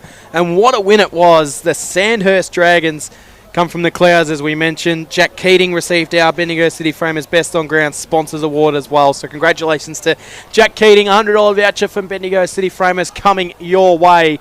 And, well, it's hard to describe what we just saw, Johnny, but how good is country footy when you get a game like that? Oh, look, and we go back to about halfway through the game. We distinctly said, I can remember looking at the scoreboard, and it was 10 goals to 5, and Norm piped up and said, well, they've got to kick needed. 6 goals needed, which they've only scored 5 for the game. Then, bang, whammo. Score 9. We look up, and in the twinkling of an eye, because it didn't really start until almost time on in that third term, Norm. Well, that's right, and they scored 9 goals to 0 from that period of time, which was around about the 26-minute mark of that third quarter. 3 late goals in the third quarter gave them the chance, or 4 late goals gave them the chance to be able to be in that situation. We said it with a goal right on 3-quarter time to Sandhurst that could have been the killer. I think that was probably enough to spur Sandhurst on. They went into their huddle up, whereas the Gisborne side went into their huddle a little bit down, even though they still had that 17-point break. Yeah. What a win. Dumbfounded. I'm lost for words. I had Sandhurst. I had it written off. That'd be a first. Bloody hell. I had them written off for words. That's what you like to see. That's why Sandhurst have been up where they've been for the last 10, 12 years, because when the chips are down, they're able to fight through it. They're able to get back in the contest. And both were young sides today, and I tell you what, there's plenty to look forward to in Bendigo football in the years to come if that Sandhurst Young Brigade. Unfortunately, we probably won't see the Gisborne Young Brigade in years to come, but look, in years to come, that stands Bendigo football in great stead, the way the young Sandhurst players were able to fight it out. It does. That wraps things up here. Congratulations to Jack Keating, our Bendigo City Framers Best on Ground Sponsors Award winner, and the Sandhurst Dragons in a very, very impressive win. 13-8-86, defeating Gisborne 10-15-75. Castlemaine winning out. That game's still in progress, but they are 200 points ahead of Broadford, 218-17. Strathfield say 39 points over Golden Square. And it is South Bendigo 113 to Kangaroo Flat 81. A draw in the Heathcote Footy League as well. Thanks again to Wayne Smith for all his updates. 98 to 98 between Heathcote and Mount Pleasant. Also a shout out to Kev Lowry. Final score, North Bendigo 18-6, 114. Hartley 5 goals. Best on ground, Cody Riddick 5 goals. And Richards 3 goals to Huntley 8-8-56 with Wilson kicking 2. So a good win for them. That wraps us up. Les Hartland up next with all your classical tunes. Looking forward to that. Enjoy your Saturday night, and we will see you next week from the Queen Elizabeth Oval. The Sandhurst Dragons will back up again against the Castlemaine Magpies. Until then, enjoy your King's birthday, a long weekend. That's all on Local Footy. You know what's better than a Big Four bank? A bank that's bigger for me. Bigger for making my money work harder. And helping my business make it. Bigger for helping us to buy a home. Bigger for the community I care about. My bank is bigger for what matters most. As one of Australia's most trusted banks, millions of Aussies know that Bendigo Bank is bigger for them. And we're bigger for you. Bendigo Bank, the better big bank.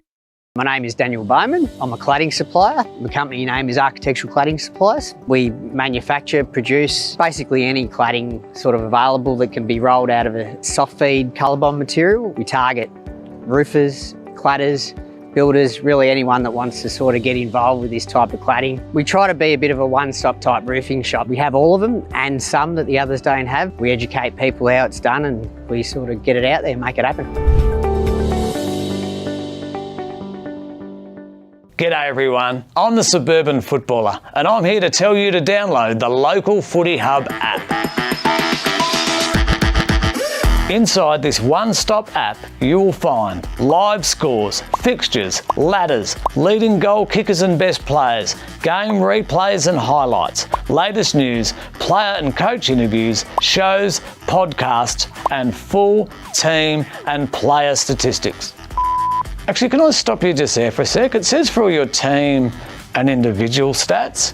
Like, just for argument's sake, if someone at my work got on the app, could they see how many possessions I'd had the week before?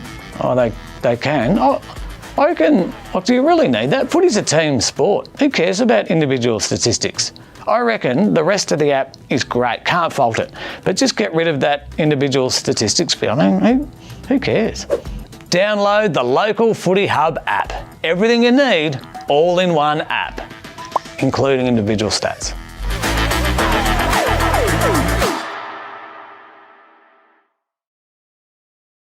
Are you looking to promote your business? This could be a great way to reach the local footy community.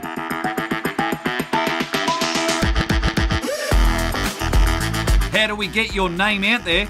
We can provide banner and native advertising in our news feeds and socials, reaching thousands of people every week. We can run video ads before every game replay that gets watched by thousands of people each week. We can run promotional videos like this one about your business during quarter time breaks for all of our live stream games. Contact us now to find out how you can book a trial.